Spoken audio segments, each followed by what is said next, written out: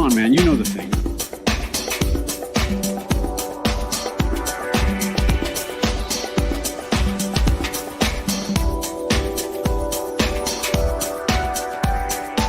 Who else is a more patriotic American than these fine folks? I mean, other than maybe Colonel Sanders, because his chicken is tinger flicking good. Or finger sticking good.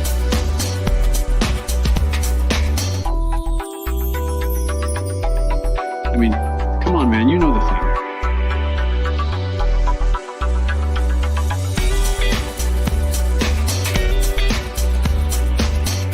They're definitely better than that Bernie Sanders guy. Can you believe I beat that guy in an election?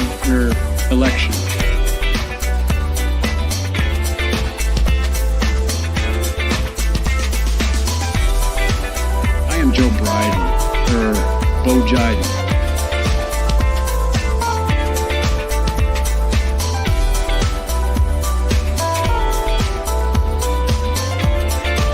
As the President of America, I just want to say Jim Jar are cool cats.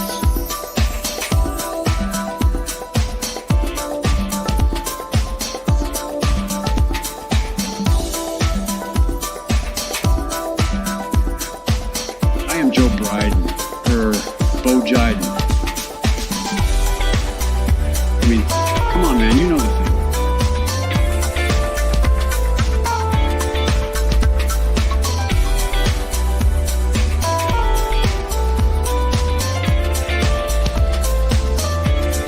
Anyways, I gotta go. I have to go to deliver some tanks or something to that President Zelensky guy. Peace out, hooliganies. What is up, friends? Good to see you guys. I see Mr. H in the comments, and I also see Warren in the comments playing No Man's Sky and lurking. That's right. You get those shards. You get that nanites. Good morning.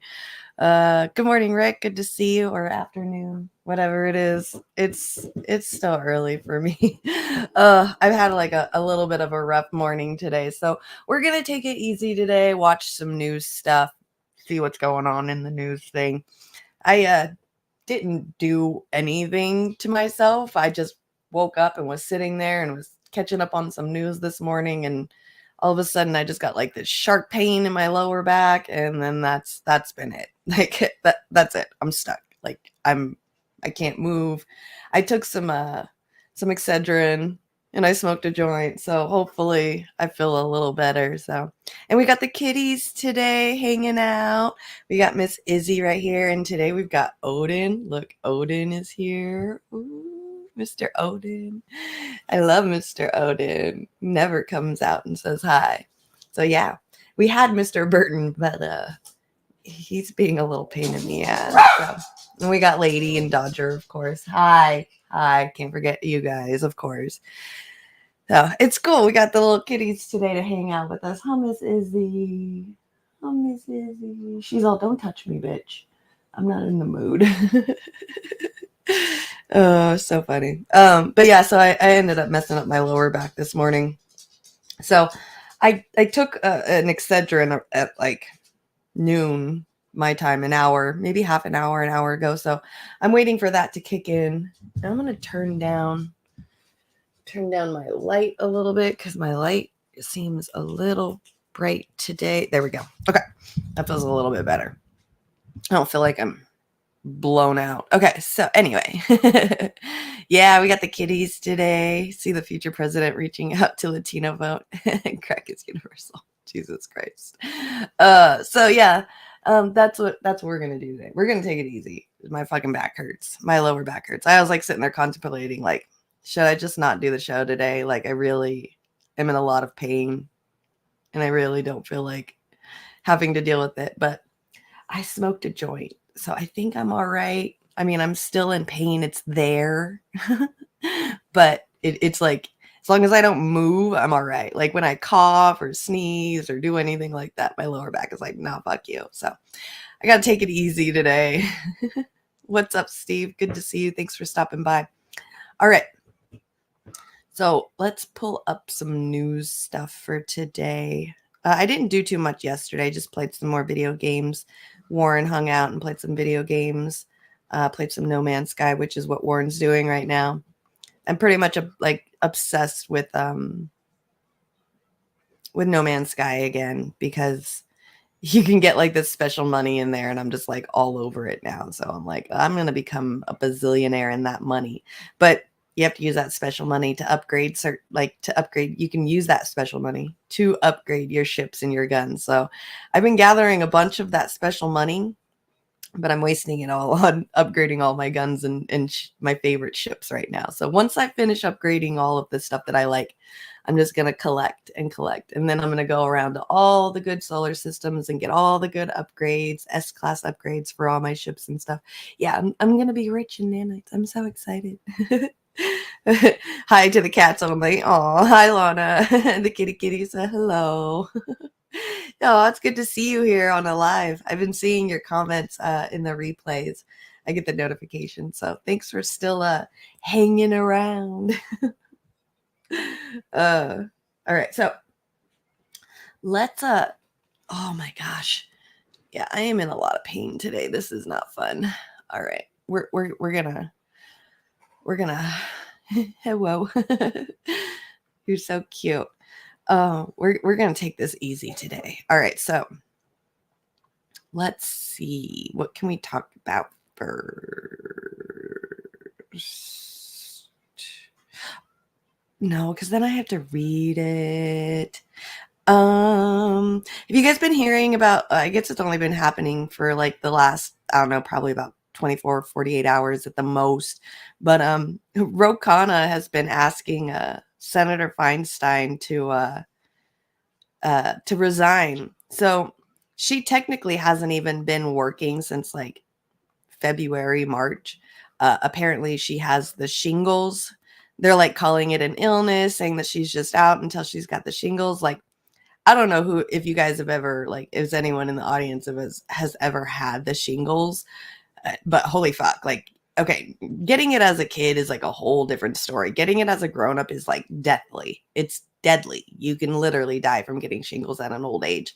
But shingles is like the next step up from like chicken pox, pretty much. Like, from at least from what I've heard and experienced and stuff. Because I always heard that you're not supposed to be able to get chicken pox more than like once or twice in your entire lifetime. But I got chicken pox as a kid like 4 times or something, 4 or 5 times.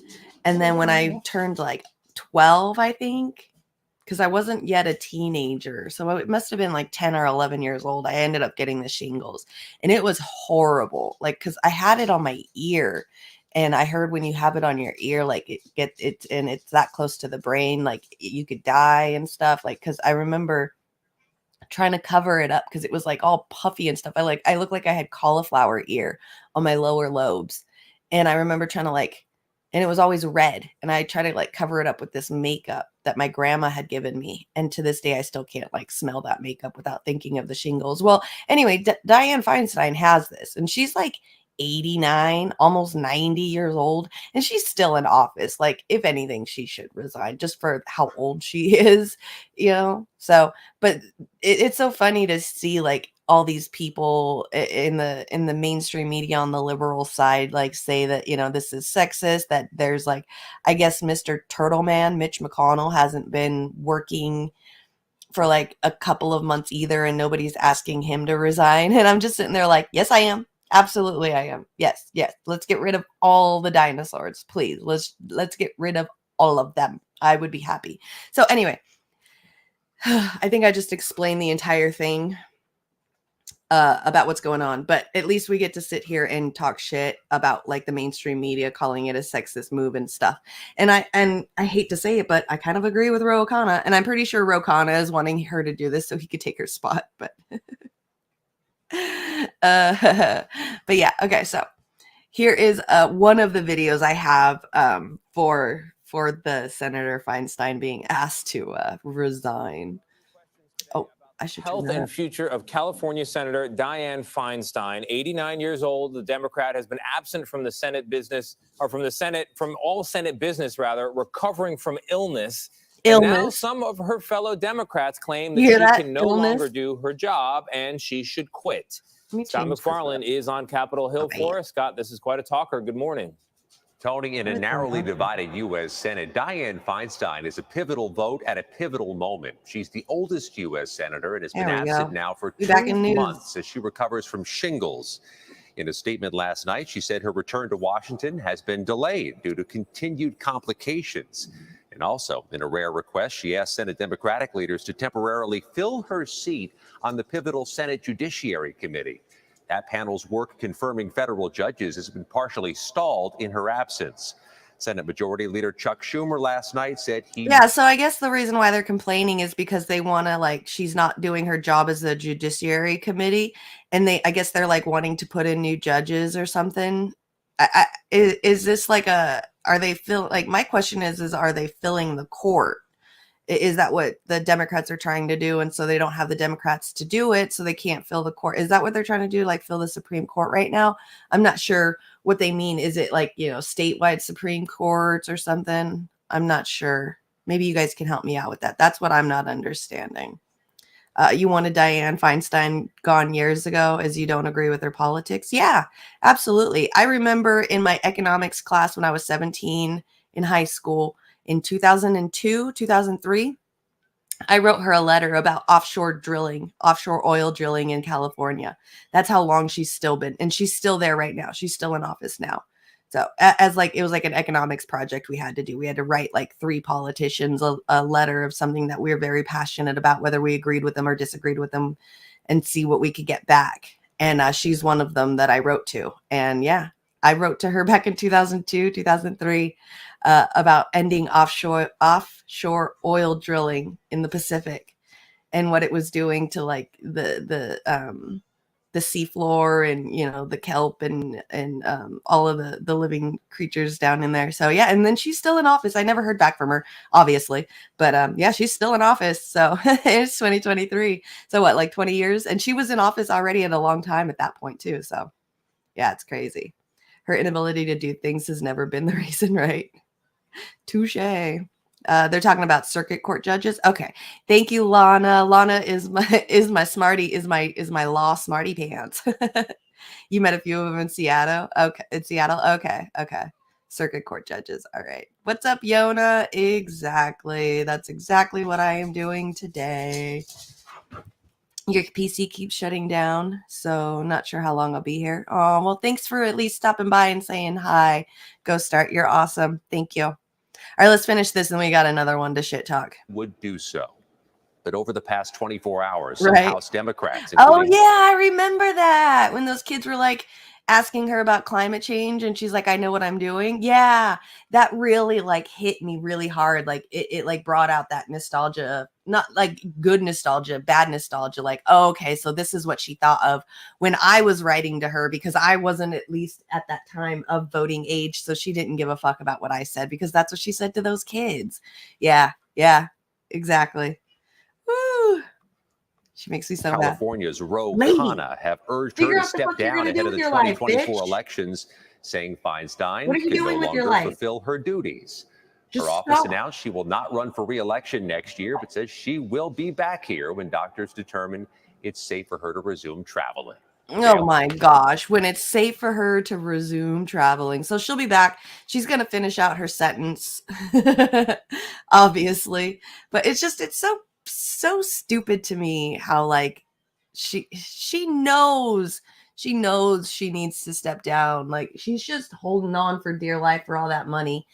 From what I heard too recently, like, who was it? Somebody, was it her? Because like, she's like not running again. She like her and her husband sold some house, some like really big mansion house from in another country that she used to hold like extravagant parties with leaders of other countries. And since she's not going to be in office again, they recently just sold that house. So like, come on. She's just trying to like get the last little bit of money that she can get before she has to retire, because she has no other choice, because she realizes that, she's failing and she's dying off, but she wants to get that last little bit of right. Send Lady back to Hogwarts for real. She's seriously on my last nerves today. Right, here's exactly your Rose broken clock moment for the week. Exactly. Oh my gosh. Yeah, she is. She's a placeholder for Wall Street votes. Yeah. Well, I guess Mitch McConnell is saying that he's going to take her place while she temporarily isn't able to be in there while she's still suffering from deathly shingles. I guess Mitch McConnell is going to take her place temporarily, which is stupid. Like, just come on.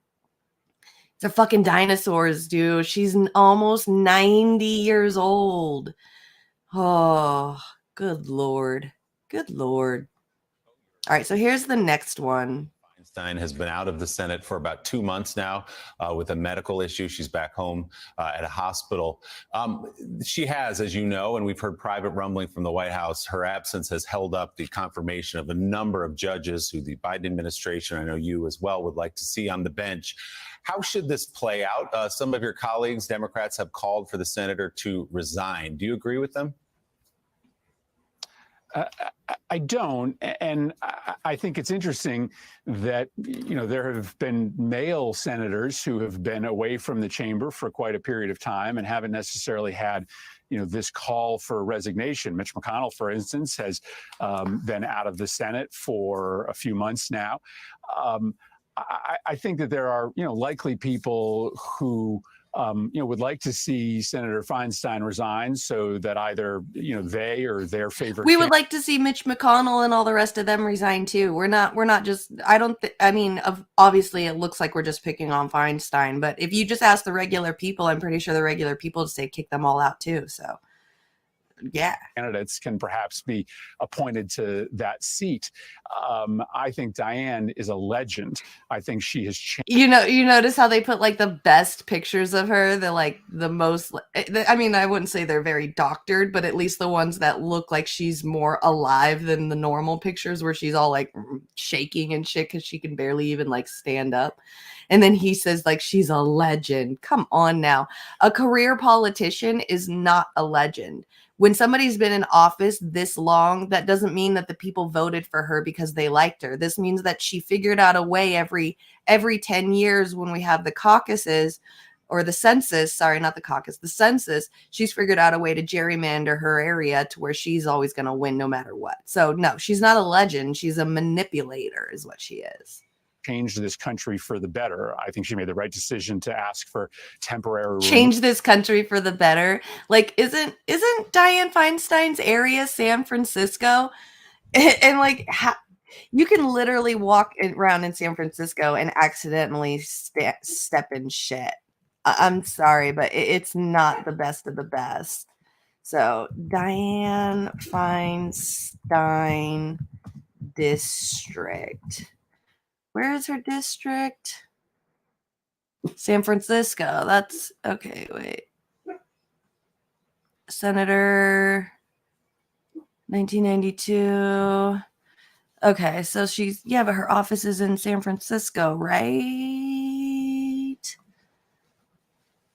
Well, she's a senator, so I guess it'd be like state.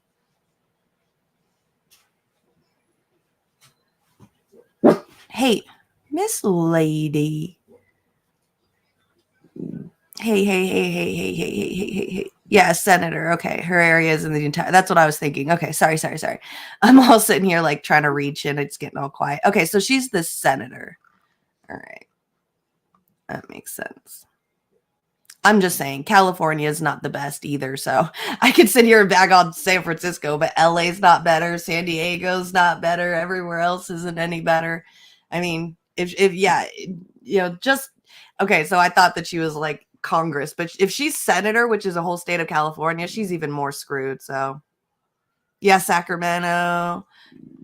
Approval while she recovers from the Judiciary Committee, but I think she deserves to have a little bit of time. I thought California had 2 senators because it's so big. Maybe I'm tripping. To recover from this injury and illness to be able to get back to the Senate. And no, I don't love, members of the House of Representatives telling her what she should do and the terms upon which she should end her public service. There's plenty of members of the Senate who have been sick, gotten ill, and have been given some time to come back and recover. So her office has given no timetable for a return. In the interim, should there be some other step taken so that Democrats can get these judges confirmed? Well, I think the step we do that have she's taken is two. probably the right one, which is to ask for a temporary removal. Yeah, we do have two senators. So Alex Padilla and Dianne Feinstein. So she's the senator of Northern California because Alex Padilla is ours down here. So yeah, Northern California, which isn't, like I said, which isn't any fucking better. From the Judiciary Committee. But again, if you look at the Senate over the past I know. months, I was thinking of House Representatives. Yeah, I know. I was all kinds of messed up there for a second. Does every state have two senators? I could swear there was like some states with only one. Right? Drop Congress into a volcano. It's not like we've had 99 senators. We normally have had 96, 97, 98. There's been a number of senators who have been away from the chamber for a variety of reasons. And so I just want the same standard applied to everyone. All right, so we'll apply it to everybody. Let's get anybody that is born after or before 1970 out of office, whether it's Senate, Congress, President, DOJ, all of it, FBI, CIA, CS, all of it. I want all of them gone. If you were born before 1970, you're out, bitch. Out. Sorry, too old. You have to be born between 1970 and like 1987. That way you'll be 35. Every state does have two. Damn.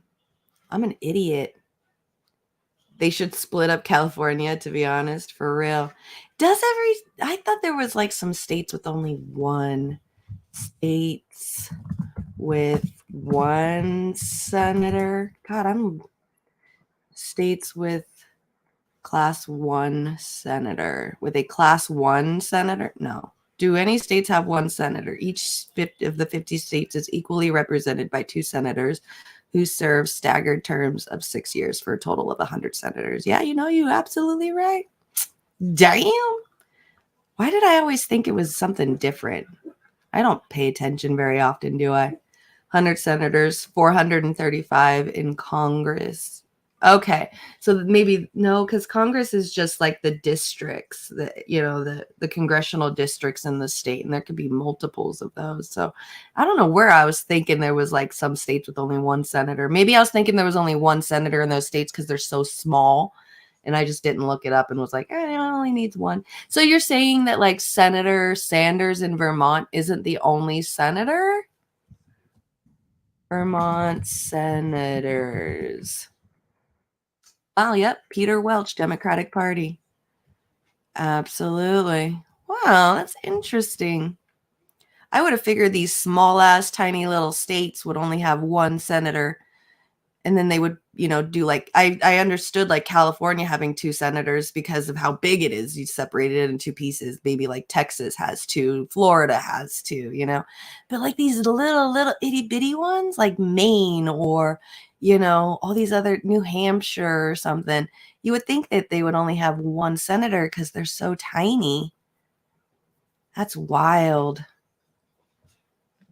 Yeah, House of Reps is based on population. That's definitely where that's where I was thinking the gerrymandering thing with Dianne Feinstein. Yeah, because it's usually the House Reps that can get the gerrymandering going because it's their districts that they need to get revoted on. So the tiniest state and the largest state each have 2. Okay. Every time there's a census, some states gain or lose representatives in the House. Yeah, or like the districts change. So like your area would be like this one certain area and the others districts would be in, those little spots too, but your area could change to where like you've now added, this district and they've lost that little area of the district, or maybe you've lost the area of a district and this district next to you has gained it.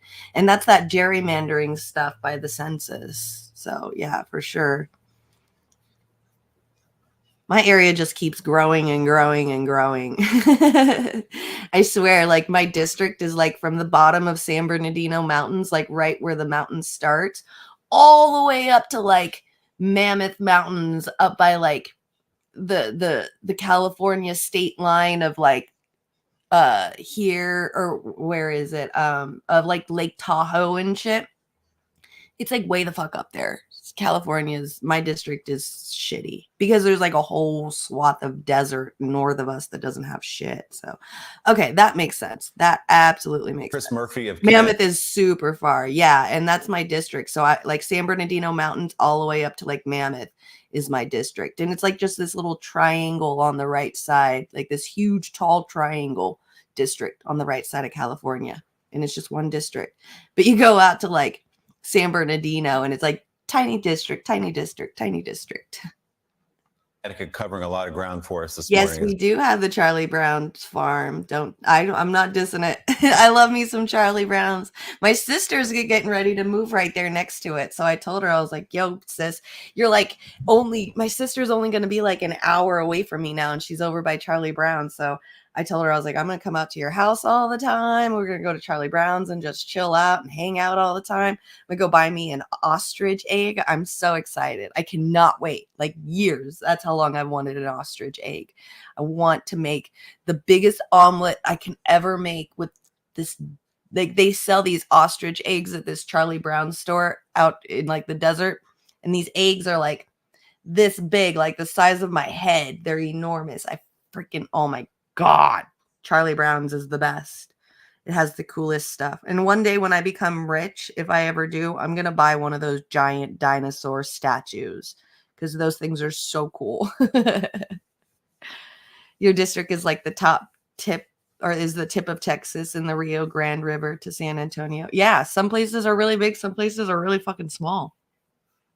So, and you know that it's a mixture of like population and then gerrymandering as well. So that way they can continue to get voted because, you know, they have like, that's what they do the census for too, is like not only to see how much of the population is there. So that way they can get like subsidies for their district, but also to see who's like registered Democrat or who's registered Republican or independent. So that way they can gerrymander their district, redraw the district lines into a way where, you know, most of that district would be Democratic voters. And if that person's Democrat, then they'll always win no matter what, because it's a majority. And that's why they do those weird little lines like that, you know, with the wigglies, and it doesn't make sense, is because there's probably a neighborhood right there that's like, you know, Republican voters. So they're like, not what, well, we're going to skip that one and go to the next one. You know, it's crazy. 250 miles long. Yeah, that's kind of like how my district is. It's ridiculous. It's like a 3-4 hour, maybe 5 hour drive from the bottom to the top of my district. I'm from California, so we don't do miles. We do how long it takes to get somewhere. I have no idea how many miles that is, but I know to get from here to like Lake Tahoe, Mammoth is like 4-hour drive, possibly 5 hours, depending. So yeah, it's a big ass district. But then you go like down to San Bernardino or LA or whatever in the districts, you can get from one side of the district to the other in like 5 minutes. So yeah, this entire district where I'm at, this huge red triangle that's like 5 hours long, it's all red. We are absolutely red. So Jay Obernolte is the guy who is our assembly member. Well, he was our assemblyman. Now he's our House of Representatives. I've gone on stage with him when he was running for that spot, and he ended up winning it because I was running for something lower. And so we went on stage together as like a nonpartisan run for office rally thing. And so, yeah, he's really full of himself. Rich boy, has a private jet, flies everywhere, super Republican, don't really care. He's a jerk. But yeah, it's definitely red. I mean, we went from Paul Cook, who is super red, to Jay Obernolte, which is red. And then Paul Cook went from House of Representatives down one to Board of Supervisors, that's the spot that I was running for. So running against our House of Representatives, Paul Cook, it was just almost impossible. So yeah, about 4 hours. Okay. So yeah, your state's got, or your district's got the same sizes as us. It's crazy. The most craziest ones I've seen are the ones in Tennessee, like down by Nashville and stuff. That district is off the hook. I've never seen anything like some of that stuff in my entire life. Some of those district lines are wilding out there in like the Bible Belt area and stuff. Definitely. I remember Tennessee. Whoo, it is nuts. But yeah, these motherfuckers just need to retire. for sure. Just need to fucking retire. Like, for real, for real. That's all I got for Feinstein resigning. YOLO, exactly.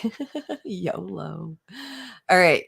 So this is something I actually found. I think Ed Heller shared this in a group chat this morning, and I didn't even realize it. So this morning, or I guess sometime yesterday, you're in a red country too. What's up, desert? Yeah, you're red country. Same. Definitely red country. For sure. Your district is about 2/3 of Oregon. Jesus Christ. You're a West Coaster like me. That's right. That's right. Okay. Yeah, it's bad out here. They say California's blue, but it's not. It really isn't. It just pretends to be blue. It blue faces. That's so racist. Okay, so Ed Heller shared this morning in a group chat. So breaking news, I guess. An arrest was made in the killing of the Cash App CEO, Bob Lee. The guy that killed him is the suspect is also allegedly a tech executive. Supposedly they're supposed to be friends, from what the thing is saying. The irony, I guess, around this is that Bob Lee moved out to Florida to get away from the violence and crime and stuff that he thought was going around in San Francisco. And I guess he moved back, or he was back in San Francisco, and he was also with a friend. So it kind of negates the whole, like, fear and irony of the whole situation of him getting murdered and stuff, because it was somebody that he knew. But what they don't mention in here too is at all, like, because towards the end of this video, he's going to mention, like, about that, like, about, well, he did move back, and it wasn't really, violence in San Francisco. It was his friend. There is, like, some stuff and hoopla on the internet about, like, it being an immigrant and how he was friends with immigrants and how dangerous immigrants are and how we should never bring. That's Twitter in a hoopla about that part. So they don't even mention that part in there. But we'll get to that. So let's watch what happened with the arrest of the suspect of the murder of the CEO of Cash App, Bob Lee, which is crazy. Honestly, I experienced better opportunities and had better relationships in that giant red district than I ever did in Seattle. Right. I don't know. I grew up in a very red district area too, like over by Charlie Brown's. And it's full of just racist motherfuckers. Ugh. I had more fun in, like, what, the quote unquote, like, ghettos, as you would call it, or as some people would call it. I mean, I felt more comfortable down there in those, living in those areas with them than I ever did in, like, houses with white people everywhere. Like suburban moms. I hate those motherfuckers. You can't even play your own music in the morning without them calling the cops on you. Fuck that shit. When I lived in the apartments out in, like, the Antelope Valley in the desert, man, I would play, like, Jimi Hendrix music at, like, 9-10 o'clock in the morning, and motherfuckers be walking by like, yeah, get it, white girl. And I was just like, I know, it's so much fun. You guys are great. I love those people. So yeah, I always had more fun hanging out in, like, the poorer areas than I did in, like, white areas, white suburban mom areas. and there were some, like, it was definitely in red districts for sure too. You live in a red dot in a blue county. Yeah, same. Hawaii is the first blue area I've been in where I felt like racism and all that shit is absent.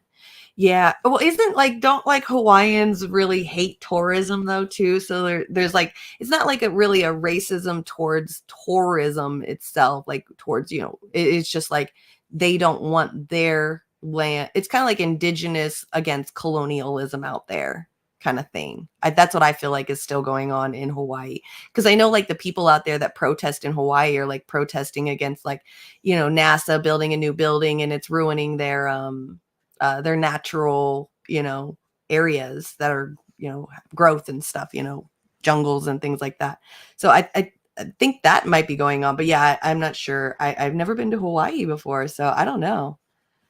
Yeah, exactly. They want their country back. Well, we stole it in like 1950 or something like that. So, I mean, it hasn't, it hasn't even been our part of our country for 100 years yet, and there's still people alive, that are older than how long we've owned Hawaii. So, yeah. Yeah, they hate the military occupation. Like, because I remember seeing them protest against NASA trying to put like some telescope out there because they think that they can see farther because it's out in the middle of nowhere, in the middle of the ocean with not a lot of lights. So they were like, oh, we want to put a satellite or a telescope out there. And the people were like, nah, this is indigenous land. You can't do this shit. So like colonialization. Yeah. 1890. I thought it was like 19. Well, I know they like started getting it in 18. I thought it was like officially part of the 50 states, like the 50 states in like the 1950s or like the mid 1900s. I might be wrong. I swear. I'm always wrong. I'm stupid and I love it. Thanks for teaching me, peoples. They're happy to have visitors that are respectful. Exactly. And that's what you have to do too.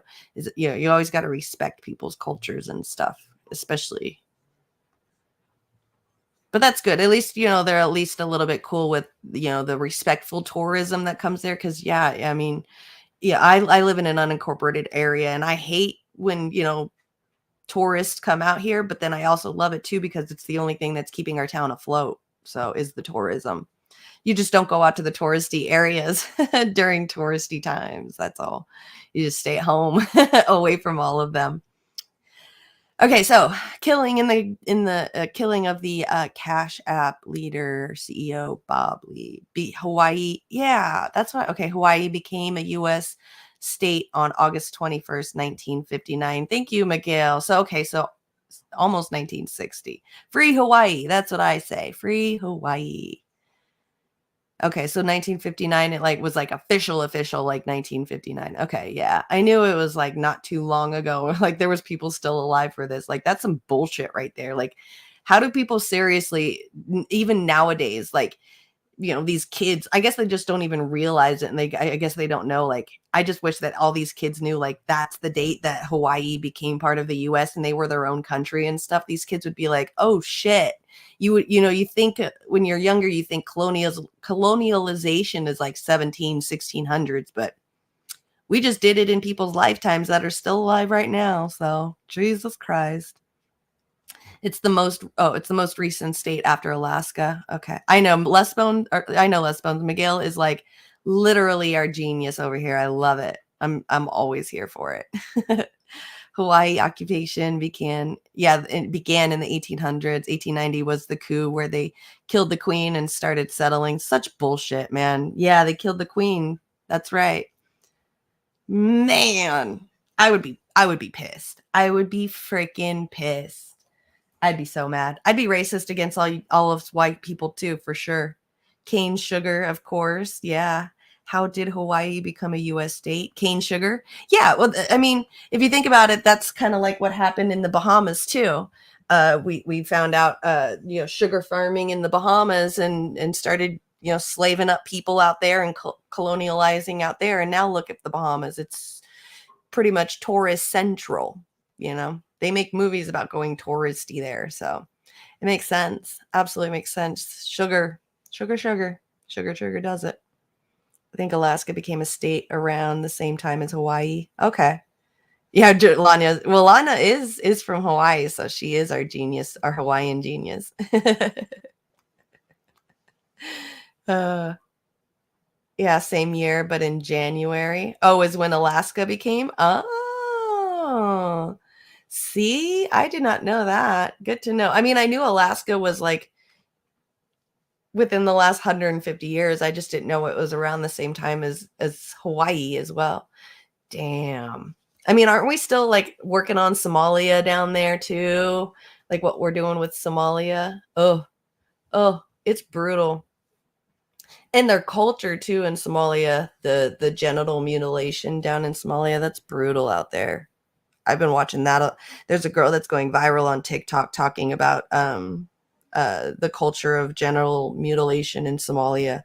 I feel so bad. She even like made a pillow to show you what it looks like and like what it's like to have a period on it and like the experience of going through it, man. Oh, it's so sad. Ukraine is next. Yeah, right. Ukraine is definitely next. I mean, I guess, yeah, you're right. We're still colonializing everywhere. So I don't even know why I'm shocked. All right. Since we're talking about colonialism, I'm going to try to segue right here. Murder, colonialism, murder. Same. Let's segue.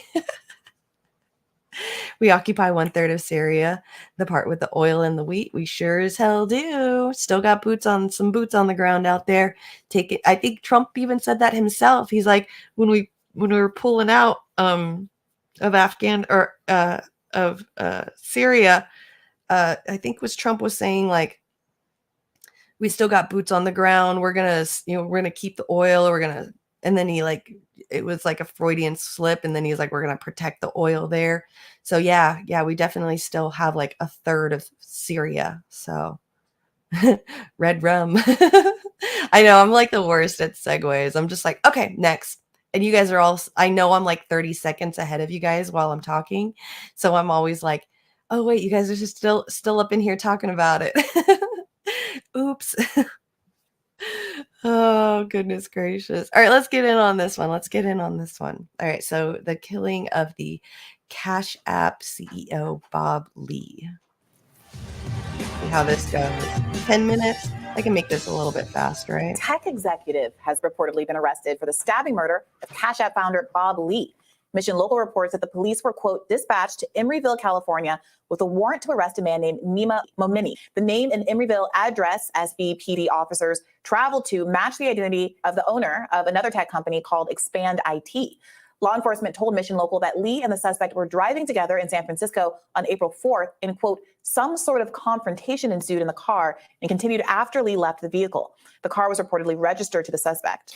Sources say that Lee was stabbed at least twice and that the murder weapon was recovered near the area where the stabbing occurred. So it appears they were traveling together and knew each other. And then at that point it becomes speculation that maybe some kind of argument or disagreement broke out. We don't know very much about Nima Momeni, the alleged killer. He is also in tech. Tried to look up what Expand IT does. It sounds pretty non-specific tech stuff. Tech stuff. So anyway, he has been arrested. This is interesting because so Bob Lee left Silicon Valley, moved to Miami because of, he said this on the record, because of the crime concerns he had about what's happening in California. And he was stabbed to death in Miami. So that people are pointing out to that, how ironic that is. And then, but it turns out, so this is not a random crime the other way. Right. So, Excuse me, he moved to Miami, went back to San Francisco. So there has been a whole discourse since the murder of Bob Lee about how people who have these concerns about the safety of San Francisco are completely vindicated, that there was a kind of like predictive value of his concerns, and that there was something, some kind of tragic not poetic, but like some tragic validation of his worldview here. Of course, the pushback has been, and this is from a CNN piece following the murder, that San Francisco, whatever you think about it, however it presents, has less violent crime and lower homicide rates not using a gun, other cities of a similar size. This is just a big city issue. But all of that aside, whatever you think about the rightness or wrongness of the assessment of San Francisco, it's not a random attack. I'll see myself out on that one. Oh, did I mess up that bad to where now I'm not even allowed to watch the video? Let's watch Jon Stewart next.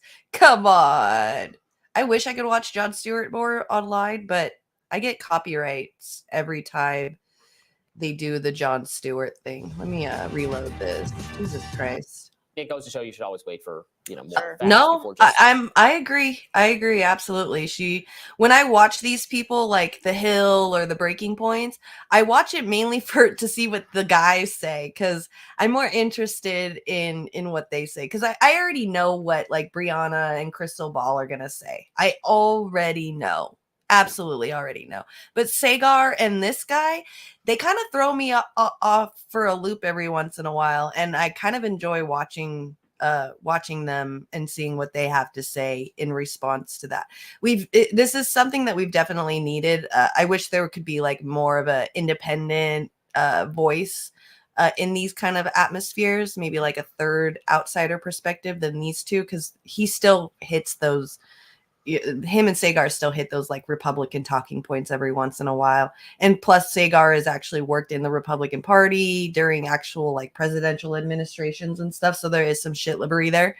But yeah, Ong got right there with you. Yeah. Exactly. I like to hear the right-wing POV. Yeah. I know. We're just wait till I think I'll do this next after this one's done. Tucker, man. I really am starting to like to watch Tucker just because he'll get one little thing correct, but then like everything else he talks about is like, whoa, dude, whoa, like whoa.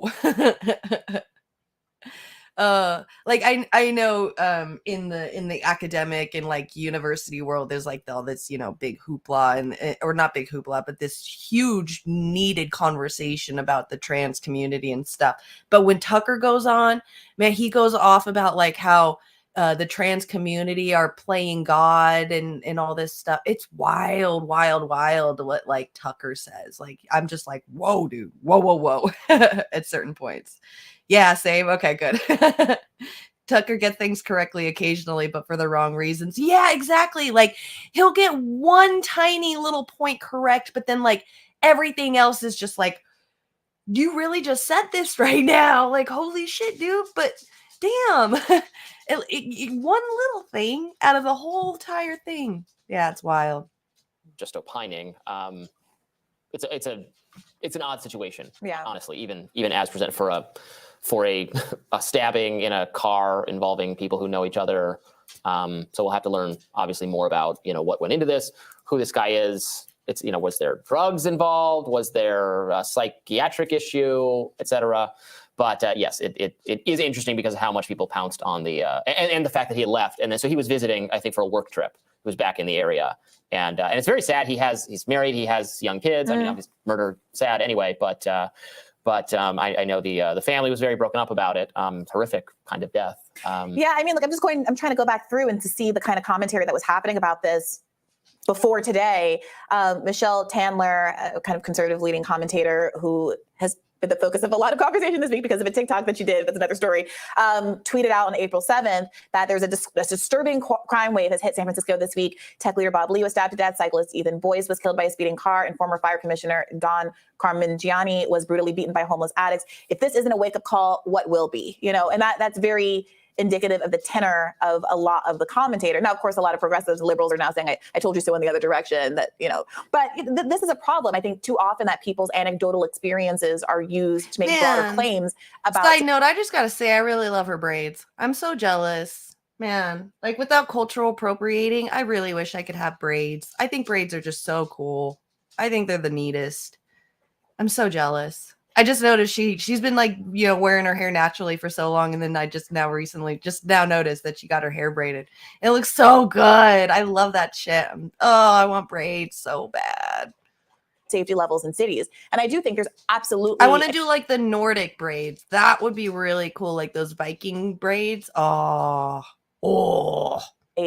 A proliferation of that way I won't like, you know, cultural appropriate. Blossom, I think, at least in DC cool, during COVID, there were so many tents were everywhere, and it's very easy to use evidence of that as a correlation with broader crime trends, and sometimes it is and sometimes it isn't.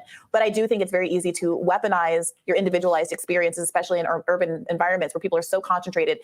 Like a day for like a day or two last week just braiding your hair. Oh man. That's so cool. When I heard when you said last week when you were braiding your hair, I was just like, man, in my head, I didn't say anything, but I was like, I wish I could braid my hair. I want to so bad. Even if they're just like these tiny little ones, you know, so it doesn't even look like they're braids, just like this thin, you know, just super thin or something. Oh man, that'd be so fucking cool. One day. You want hair to braid, Desert? Oh, flies out just to braid. I know, that would be so cool. I would fly you out just to braid my hair. It'd be so much fun. One day I'll have my hair braided. Maybe one day. I've been wanting it for so long. I just never had any like the money to do it, man. Because some places they'll charge like a couple $100 because it takes so long to braid the hair. So yeah. Yeah, exactly. It's so hard. So hard. And it takes forever. I mean, I could just imagine your fingers, the kind of like arthritis kind of pain that could come from all of that, just like the minute back and forth of having to, oh, I couldn't imagine.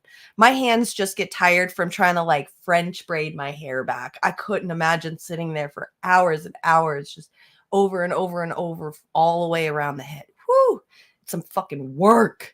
And you see so much more of what's going on in other people's lives than you do in rural or suburban environments, and then make political claims that don't necessarily pan out. You know, to be clear, we should try to bring down the crime rate, the murder rate, regardless everywhere. of everywhere, and regardless of if you're being attacked by random strangers or by people. I mean, at the end of the day, it doesn't matter. A violent attack is a violent attack, whether it's someone you know, whether it's some random person, etc. So, we need to know more about the circumstances that went into this. Sure. But it would be ideally we would bring down the crime rate, the violence rate, regardless. It's not really like, oh, well, it was known to him. It's still doesn't make any difference to him or his family. Sure. I guess if people feel like it's less likely to happen to them. That's the thing that causes people similarly. I think that the opposite. I just looked up Margaret Kimberly, like the gray braids. Oh my gosh, man. Yeah, no, I just found a new love. Margaret Kimberly's hair is amazing. Yeah, I'm digging it. I'm totally digging Margaret Kimberly's hair for sure. Don't be afraid to get it. White girls get it all the time. I know. I shouldn't be afraid. There's just gonna be that one person that's gonna be like, "Bitch, you white," and I'm gonna be like, I'm sorry. Yeah, that's what I heard too. It hurts. Yeah, it hurt. And you have a car crash injury. Yeah, Jesus Christ. Yeah, Margaret Kimberly, man. Go check her out. Her braids are the shit. That is exactly why we're like supposed to be learning about Cash App's like leader getting murdered over here, and we're talking about braids. I love it. I'm here for it. You know, I'm trying to find a word that isn't a value judgment, because I think it's completely fair and legitimate to be concerned about violent crime wherever you live. But I do think that there is this, I got to say, as someone who grew up in a much less safe place, growing up overseas, spending a lot of time in Kenya where there are a lot of carjackings and kind of poverty-based crimes like that, when there's a huge income disparity between expats and the local population, stuff like that happens.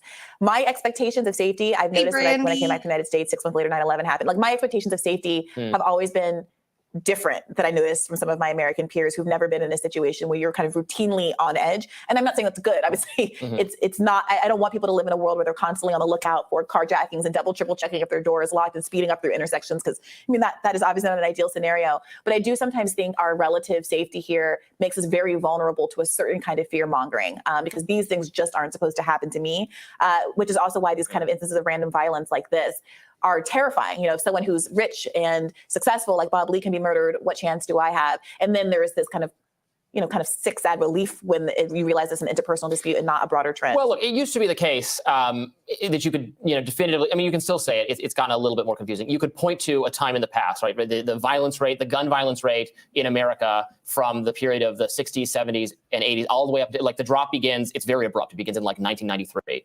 It was very high, and then there was an extreme decrease in the level of violence from the mid to late 90s through the odds. And still, compared to where we were in the 80s and early 90s, we are way below that. So it used to be the case, but more definitively, that all the reporting about crime was missing. Like, most people always thought crime was going up, when if you looked at statistics on a comparison to the world in which our parents and grandparents grew up, crime has dropped like 50%. There was some interesting massive reduction. Potential causes. I mean, there was one 2022 study that said that conditioning, 7 lead, to 8 to 28% of the fall in homicide rates could be attributed to just getting unleaded gasoline. That was a theory. Cities, there were some places where low-income people didn't have access to air conditioning until now. That's much more ubiquitous, and that literally cools tempers. It's wild to think through some of these things. With COVID, with various things in the last few years, it's not everywhere. And it's again still nowhere close to where it was in Philadelphia. It is pretty bad. I've looked at the statistics. It's basically equivalent to where they were back then, but it's not true everywhere. So it's a little confusing. So we got to be careful how we describe these things. But in some ways, in some places, there has been an uptick in property crimes and violent crimes. Most places not anywhere near where it used to be in the 80s, although that's not. Yeah, well, now we know why they keep it so cool in this room, Robbie. So that you don't murder me? Or vice versa. Never. Oh, make a joke if I had to replace another host. Yeah, so see, like the whole thing, they didn't even like right there at the end, they didn't even talk about the fact that people are like, all over Twitter are talking about how this guy took in immigrants and he'll always keep immigrants, and this guy was an immigrant and don't let immigrants in. They didn't even bring up that whole part of it. So that was the weird part. But yeah, I don't understand where people are all about, if it could happen to this guy, then, obviously, or then it could happen to me or something like that, kind of stuff. Like, I'm pretty sure we all walk around a little nervous, like something could happen to us at all times. So, yeah, I'm pretty sure people get into a car worrying about that the police can shoot them and things like that. So, for sure yeah. All right, so here's that Tucker Carlson thing. So this one is, okay, so the title of it is These Politicians Are Mimicking Civil Rights Leaders, which this is the part where I was like, okay, how these politicians and stuff, the Democrats, like some of them, the way they've been talking recently and stuff is kind of been a little bit on the weird side. I don't know where it's coming from. It's kind of strange, which I agree with him on that. But everything else, like he was saying in this episode, man, was like just off the hook. Like saying that the way that they were talking is them being transgendered into being that color or something like that, and that they're playing God. The way that, because he did this last week too, and I haven't watched him in a couple of days because I don't know why, but then I watched this again last night and I'm like, he's still going around saying that trans people are playing God, and it just creeps me out when he does that, because I'm like, do you not realize that the conservatives have been playing God forever? I mean, you guys hung witches or people you thought were witches. You hang people of color. You had concentration camps where people died. You still have the death penalty. Like, who the fuck is playing God here for real? Just because you're changing your private parts doesn't mean that you're playing God and that you're changing biology as we know it and blah blah blah. Like the way he just fear mongers and makes it makes the trans community just seem like this evil people, like these evil demons that just want to play God and take over and stuff. It's crazy. But I'm gonna have to agree with him on this. These politicians are saying and talking in some weird ass fucking ways, but we'll see. We'll watch it and we'll go. Good evening and welcome to Tucker Carlson Tonight. Once you decide that human beings are gods with the power to rewrite history, biology, and nature, the power to shape reality. You're gonna go get some syrup in your Sprite, Brandy? Get it? Man, you're making me want to get a Sprite and try it out. I think I've tried it with something like Sprite and it wasn't good, but I'm not sure. Maybe I fucked up. I'm always, like I said, I can't cook. So I'm pretty sure mixing up some syrup with some soda, basics tincture mixing, I could fuck it up for sure. So I don't know, but have some fun with that. I'll join you. I've got my pen today, so exactly. We'll get stoned together and make fun of Tucker. Yeah, she's got the THC cherry limeade syrup. I have the same exact thing. I don't know if your bottle is 1,000 milligrams. Mine's 1,000 milligrams. So I put, I was saying, what was it yesterday with Warren? I put 20 milligrams in and it doesn't do shit for me. So I feel like I've got to put 40 milligrams, but then wouldn't that be an overabundance of syrup in a soda? I feel like it would be too much, and that's maybe what's wrong with mine. But yeah, I think we have the same syrup. I'm pretty damn sure. I think what I'll do tomorrow, if you come to the show and if you come back, which you all probably most likely will, because you're Brandy and I love you. I'll have it ready right here on the side of the table, and I'll show it to you guys tomorrow, so that way you can see if you got the same one. Because that's cool. When you said THC cherry limeade syrup, I'm like, holy fuck, I've literally have been complaining for like the last 2 months about mine. So I need to figure out how to work it right. I need you to teach me how to do it because I'm still new to the syrup stuff. Usually I'll just go to like the dispensary and buy the soda itself. And it's already a soda. It's a THC soda. So getting the syrup and having to do it myself, I'm totally lost. So like I said yesterday, all I've been doing is literally putting it into like, you know, the little medicine cups that you get for like NyQuil and stuff. I've been putting the syrup into one of those cups and then taking it like a shot. But it literally to me tastes like this like lime cherry Robitussin, and it's disgusting. It is the fucking worst, and I can't handle it. It's so gross. And then it doesn't do anything to me. I don't feel anything. So maybe I'm immune. I'm not sure. Anyway, so we'll talk about it, Brandy. All right. Here's the title too. I'm like right in front of the word. You can't see, but here at the bottom it says anything is possible once men become gods. Because men transitioning into women is the only thing that's going on. Because there's no women that are transitioning into men at all. There's no trans men, you know. Even though, you know, if you guys have been watching me for a year, you guys would know that, you know, I used to have my best friend Daniel on. And Daniel, my best friend, is a trans man. So, you know, it's just so funny. They're like, let's omit the fact that there are other trans and let's just talk about the trans women because that's, you know, men becoming gods to him. So, yeah. Edibles barely work on you too. Yeah. See, man, makes me so mad. So mad. All right. There's no reason to stop at sex changes. Transgenderism is certainly faddish at the moment. None of us can stop talking about it. But men magically morphing into women is not the final stage of anything. Instead, it's the first of many similar movements that are on the way inevitably. And the few visionaries who have grasped this obvious truth, weirdly, have not been welcomed by Blue America. They have been mocked and derided, as prophets always are. A few years ago, for example, as prophets always are. So the people like Jordan Peterson, Tim Pool, the people that are going around saying that transgenderism is the devil and it's evil incarnate, you know, are prophets to this guy, you know, because people can't go and just, you know, regular trans people just can't go and live their lives, I guess, is the problem. A blonde woman from Montana called Rachel Dolezal declared that she was black because she decided that she was black. And then here's the excuse that he does. Here's the excuse that he did. The one lady from like years ago, barely any of us remember this woman. Like we didn't even know about this woman. I personally didn't even know about this woman until she was called out for doing the whole blackface thing, pretending like she's a black person.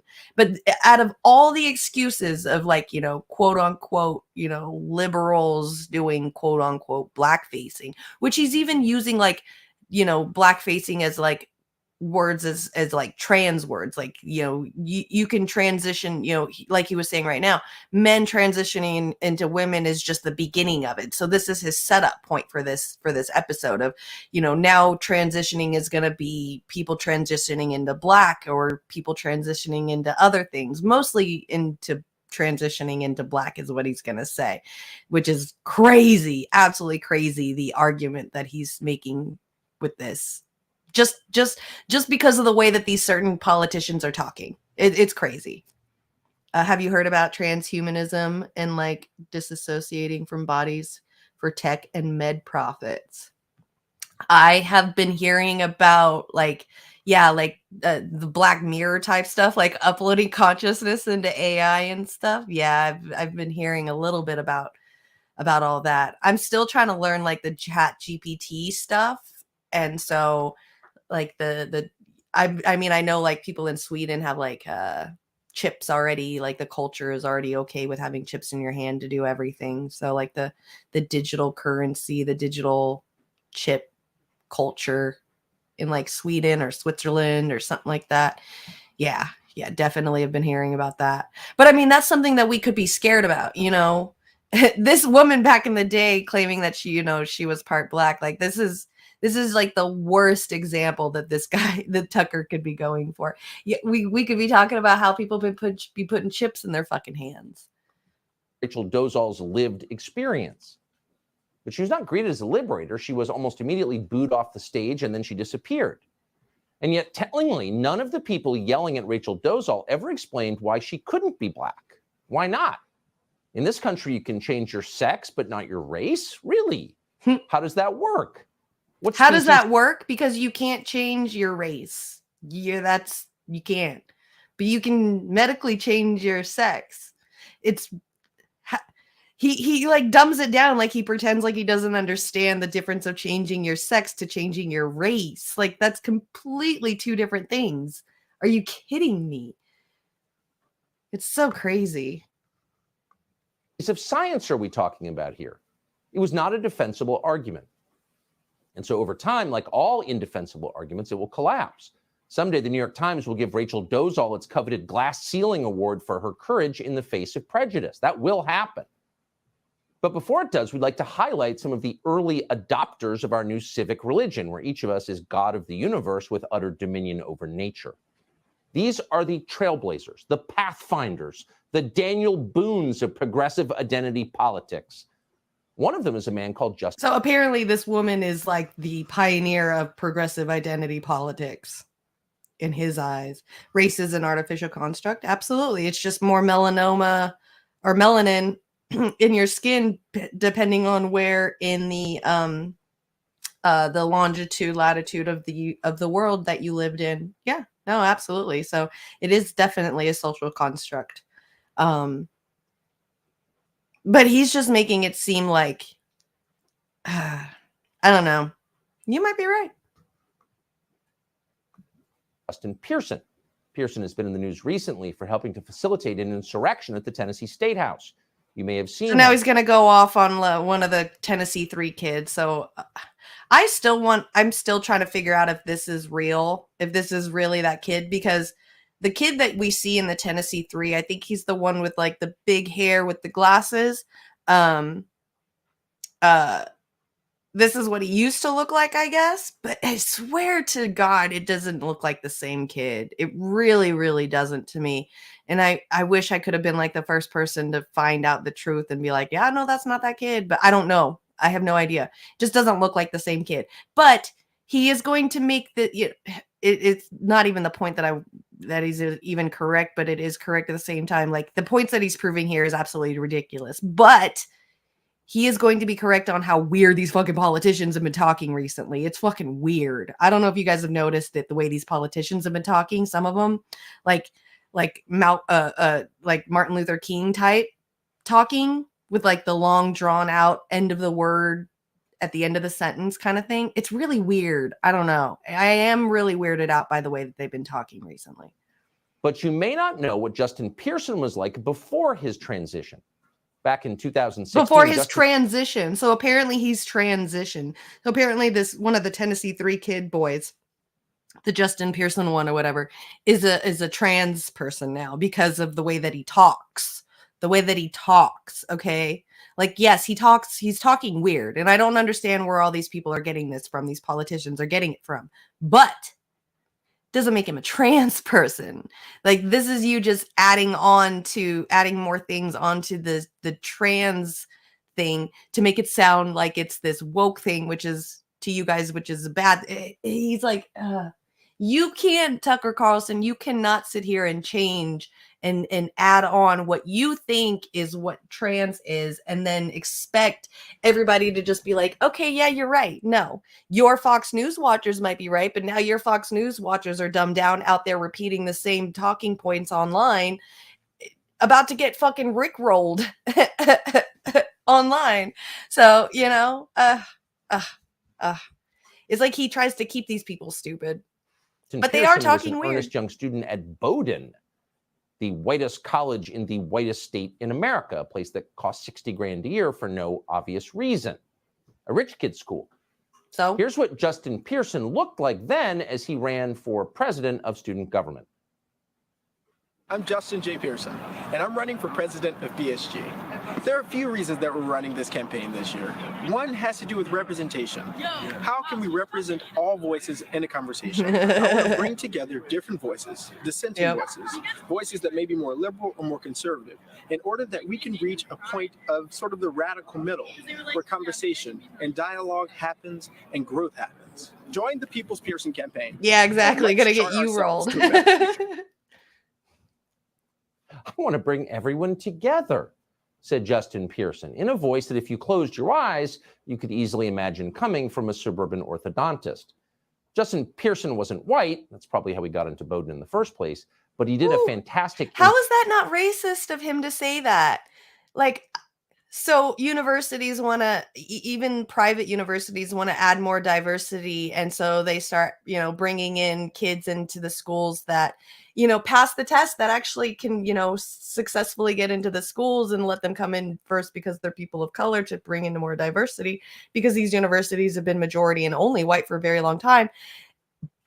That if you close that this kid was raised as a whitewashed kid, and as if you close your eyes, you would automatically assume it's a white person, and that he goes to a really private school.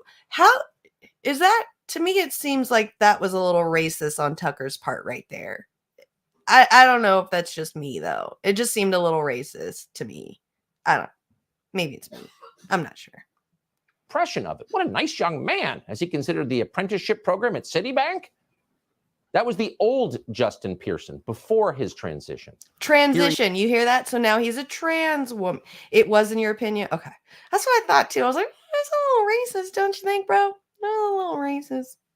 So a black kid is actually getting an equal opportunity as white kids have always had, and you're complaining about it and saying that he sounds like a white kid?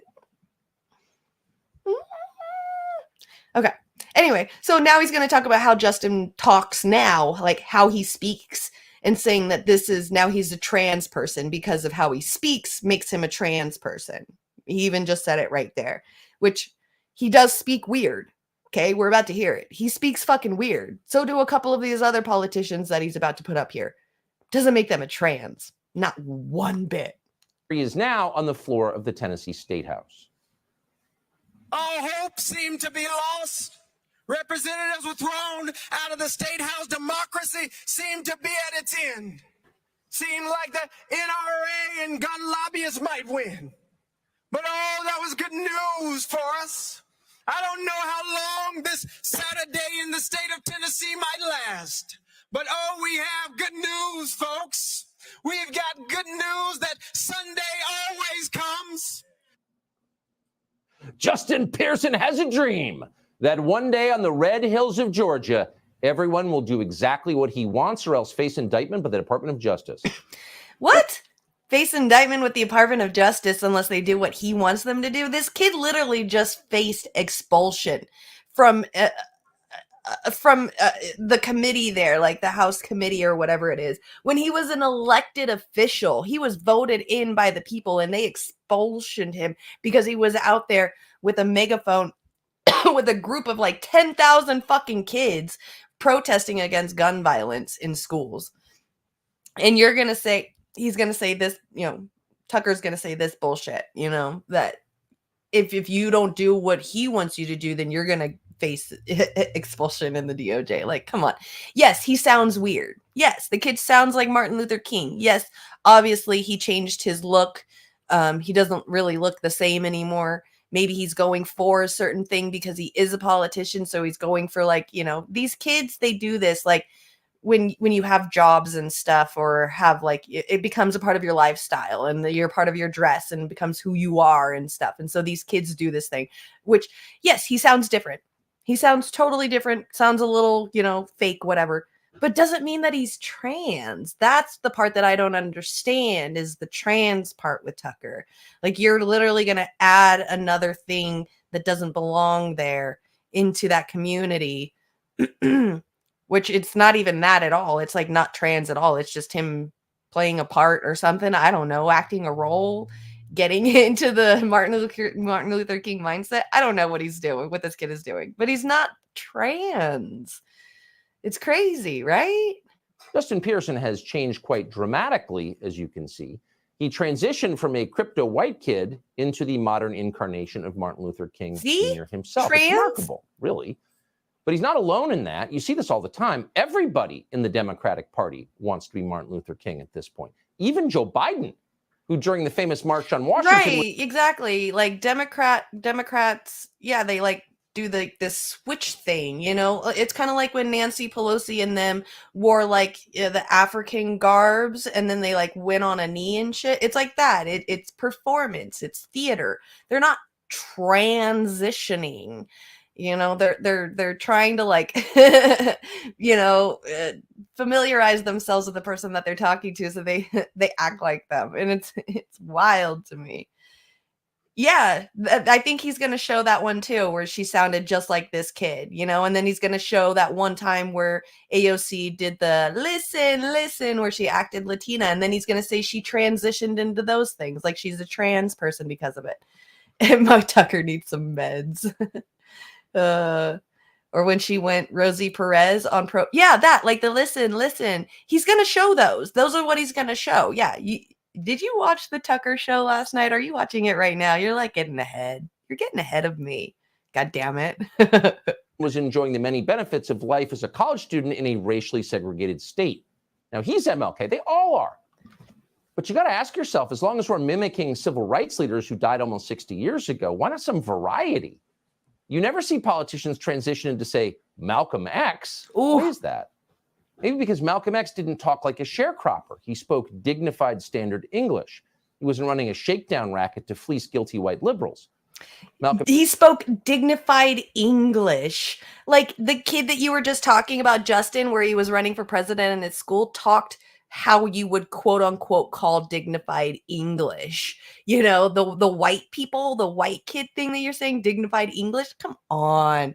I hate, like, leave Malcolm X's name out of your goddamn mouth, dude. Like, how are you going to sit there and bag on these kids for doing that and then you're going to bring up Malcolm X too? Like, leave him out. Leave him the out of your mouth, bro. Malcolm X had self-respect, so he despised guilty white liberals, and he said so. He believed in self-improvement. He knew who the enemy was. Yeah, exactly. Who the enemy was. Us white people. And yeah, he did believe in self-improvement because he couldn't depend on the white people because the white people fucking suck because we're fucking racist. Just exactly how you're acting right now, Tucker. You think that you sitting there defending Malcolm X, if Malcolm X was alive right now, he would really sit there next to you and be like, right on, brother. Like, fuck you. Are you kidding me? He would flip you off, probably spit in your face and tell you to get the fuck on, white boy. Are you kidding me, Tucker? Like, leave Malcolm X out of your goddamn mouth when you're talking about how weird these kids are talking. These kids are talking weird. Oh, fucking well. Like, we can sit here and make fun of these kids for talking weird because they are, without you bringing your white supremacist bullshit ass thought process in here, who you're talking to millions of people who are going to listen to you thinking that you're fucking correct and then going to go spew this out online as if they're correct and then get rickrolled. Fucking, yeah, exactly. He's a clown. It's a clown. It's too easy to dog whistle on Flop's news shows. Yeah. Right, exactly. He hits on something and then goes off the goddamn rails. Like, yeah, these kids are talking weird, but how? Wow, this? Like, all the way to this? So maybe it's not surprising that Malcolm X is not a popular transition choice in 2023. Al Sharpton, by contrast, is increasingly popular, especially now that he's skinny and has a paying job. Oh, Sandy Cortez of Westchester recently pulled off a double transition. Not only did she change sexes, Al Sharpton identifies as a man, but races as well. Here she is unveiling her new self in front of Sharpton's own National Action Network. I'm proud to be a bartender. Ain't nothing wrong with that. There's nothing wrong with working retail, folding clothes for other people to buy. There is nothing wrong with preparing the food that your neighbors will eat. Oh, girl. There is nothing wrong with driving the buses that take your family to work. Ain't nothing wrong with that. In other words, yo, my brother, sup? That's not bad for a girl who grew up in an all-white suburb in leafy Westchester County as the daughter of the president of an architectural firm. But don't mention any of that. That's dead naming. These days, she'd like a gin and juice. Like, there you go again, Tucker. How fucking dare you even bring up the word dead naming as if she's transitioning and she's, you know, some person, black person now, and she's no longer whatever heritage she is because she grew up white, and she's not that heritage. And she talked weird. She obviously has been hanging out with those two Justin kids a little bit too long recently. So she started talking like them. How dare you say that they're transitioning and don't, say that she's this because it's a dead name. He's playing games, but it's gross. This is people take this for serious though, and then they'll go out and repeat and spew the same talking points and laugh about it as if it's a joke. How dare you? With salsa and frijoles, because Sandy Cortez doesn't just transition once, she keeps transitioning. She's a cutting edge shapeshifter who collects identities the way Imelda Marcos did shoes. So she started life as a privileged white girl, then became a middle-aged black man engaged in the civil rights movement, and then in October, she transformed effortlessly into a Latinx cartoon character. Watch this. A Latinx cartoon character.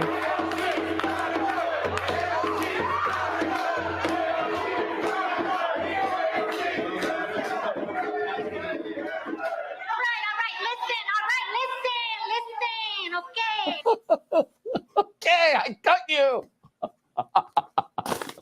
Obviously, he's never seen online stuff. He said he literally compared her doing the listen, which is from the little Hispanic kid that goes, listen, Linda, listen, Linda, listen to his mom, which is a Vine. It's a Vine. It's very popular. But he went and took it and said, I cut you, as if it's the fucking Muslim puppet from Jeff Dunham. Are you goddamn kidding me? A Muslim? You just said that she was a what does he call it? A Latinx cartoon character, and then says right after she does the little Linda listen thing, he says, I cut you, as if she was a Muslim. Okay, dude. People listen to you. We can watch you, right? I kill you. Yeah, it's a meme that Tucker Carlson has no fucking idea about. It is wild to me. Wild. You just mixed in Latin, with Muslim. Are you seriously that fucking dense out there? And he smiles. Look at that smile. Such a beautiful smile. So pretty. So pretty. You may call that fraudulent. She calls it transitioning. They don't talk. She doesn't call it transitioning. She ain't transitioning anything. She doesn't. Nobody's transitioning to these things. This guy is insane.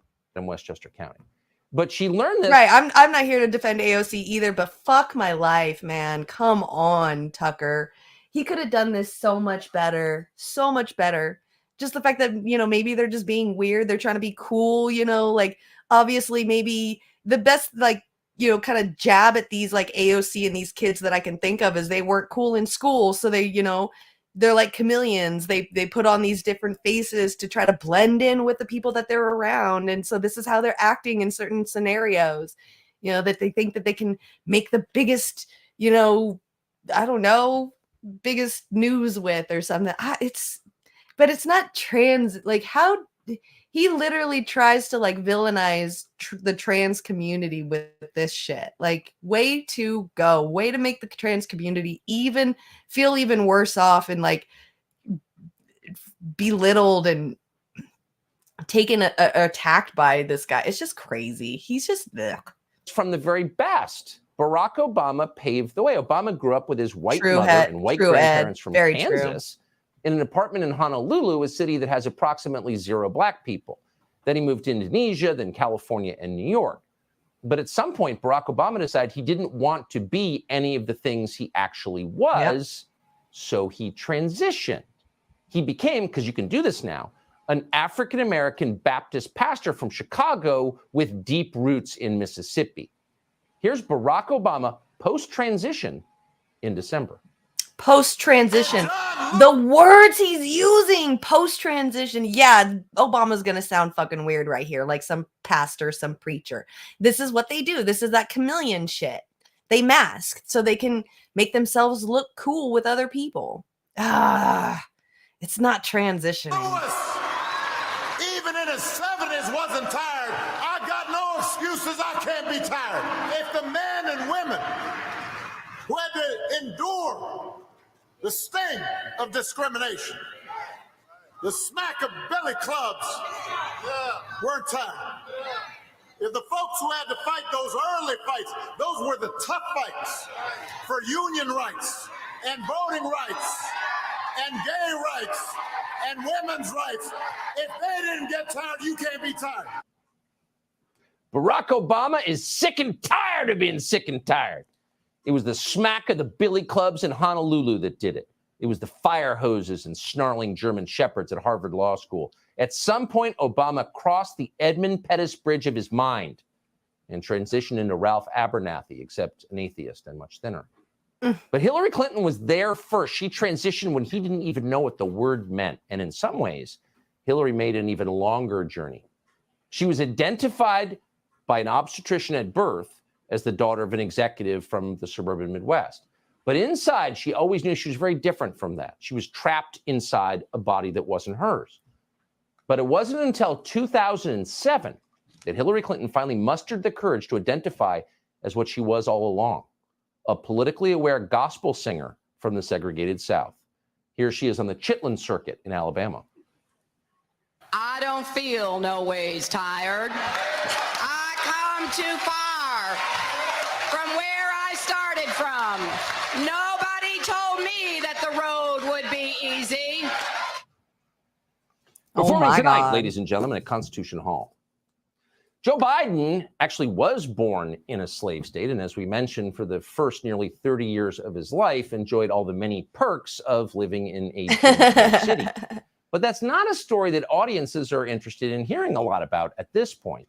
So Joe Biden did what we are all now allowed to do in modern America. He erased his former identity. You saw this recently with the trans admiral. He declared it never happened. You can't know what happened. It's a dead name. And he transitioned into something else. So Joe Biden still grew up in a segregated state, but now he was the one at the back of the bus, feeling the thump of the billy club, the sting of the fire hose. Joe Biden is now black. Watch. A senator from Florida going after Medicare and Social Security? I tell you what, I don't know where, as they say in Southern, don't know where you all been. Hot damn, boy. Hot damn. How does that make him black? That makes no fucking sense. Damn. And at no time in his life did Joe Biden ever support segregated schools in Delaware, contrary to what Kamala Harris told us during the Democratic debates last time. Kamala Harris has forgotten all about that because it never happened. And in Kamala Harris's case, there's a whole palette of identities to choose from. So here you have someone who is the daughter, technically, or was, who was identified at birth as the daughter of a Jamaican college professor and an Indian college professor who grew up in Canada, in Montreal, Quebec. So actually, Kamala Harris can be essentially anything she wants. Do.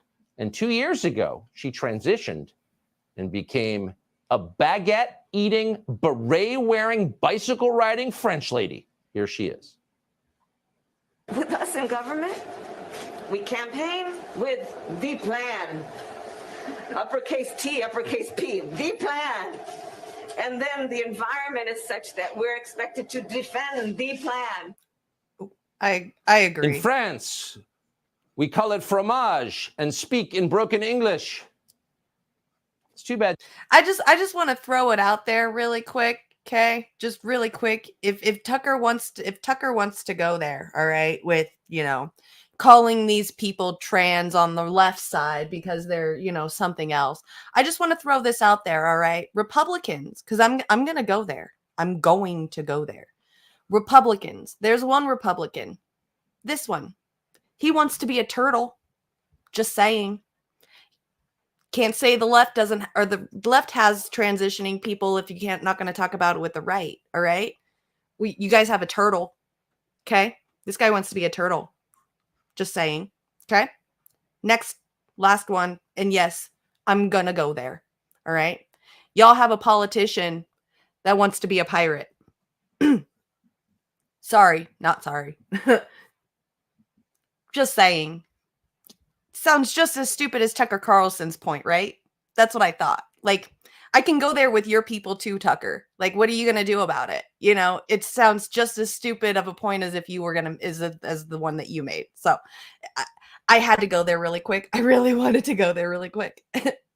So, yeah, he could have just saved 20 minutes by just calling politicians a bunch of fake, duplicitous clowns. Exactly.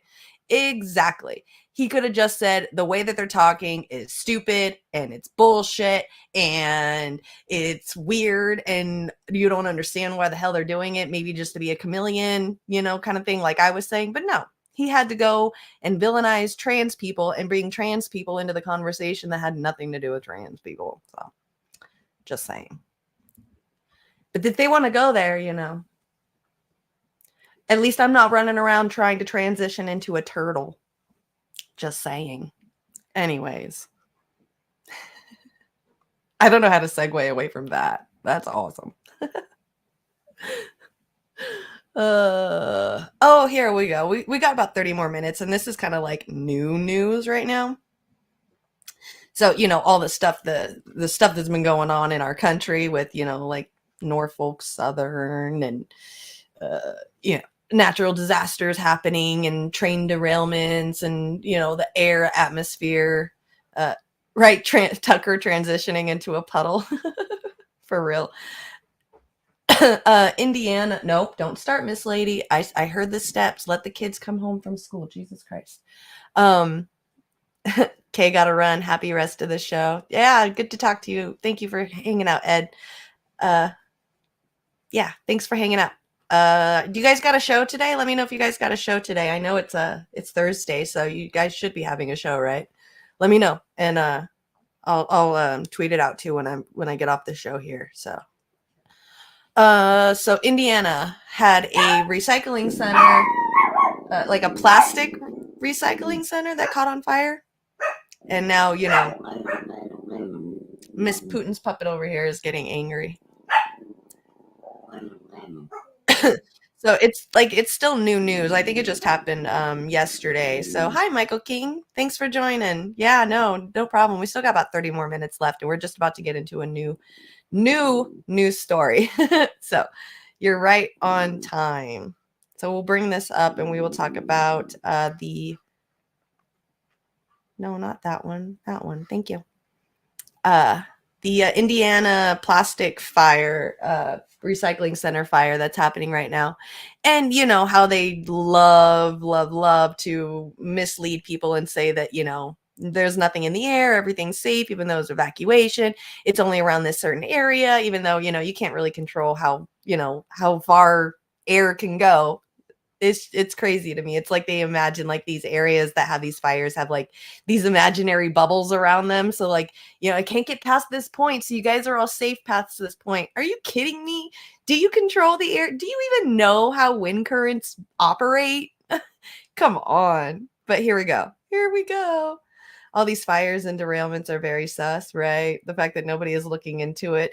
Well, the reason why there people are looking into it. It's the problem is that the government doesn't want to overstep their boundaries when it comes to private corporations. So these private corporations are contracting out their own people to go and research whether or not the air quality is safe and stuff like that.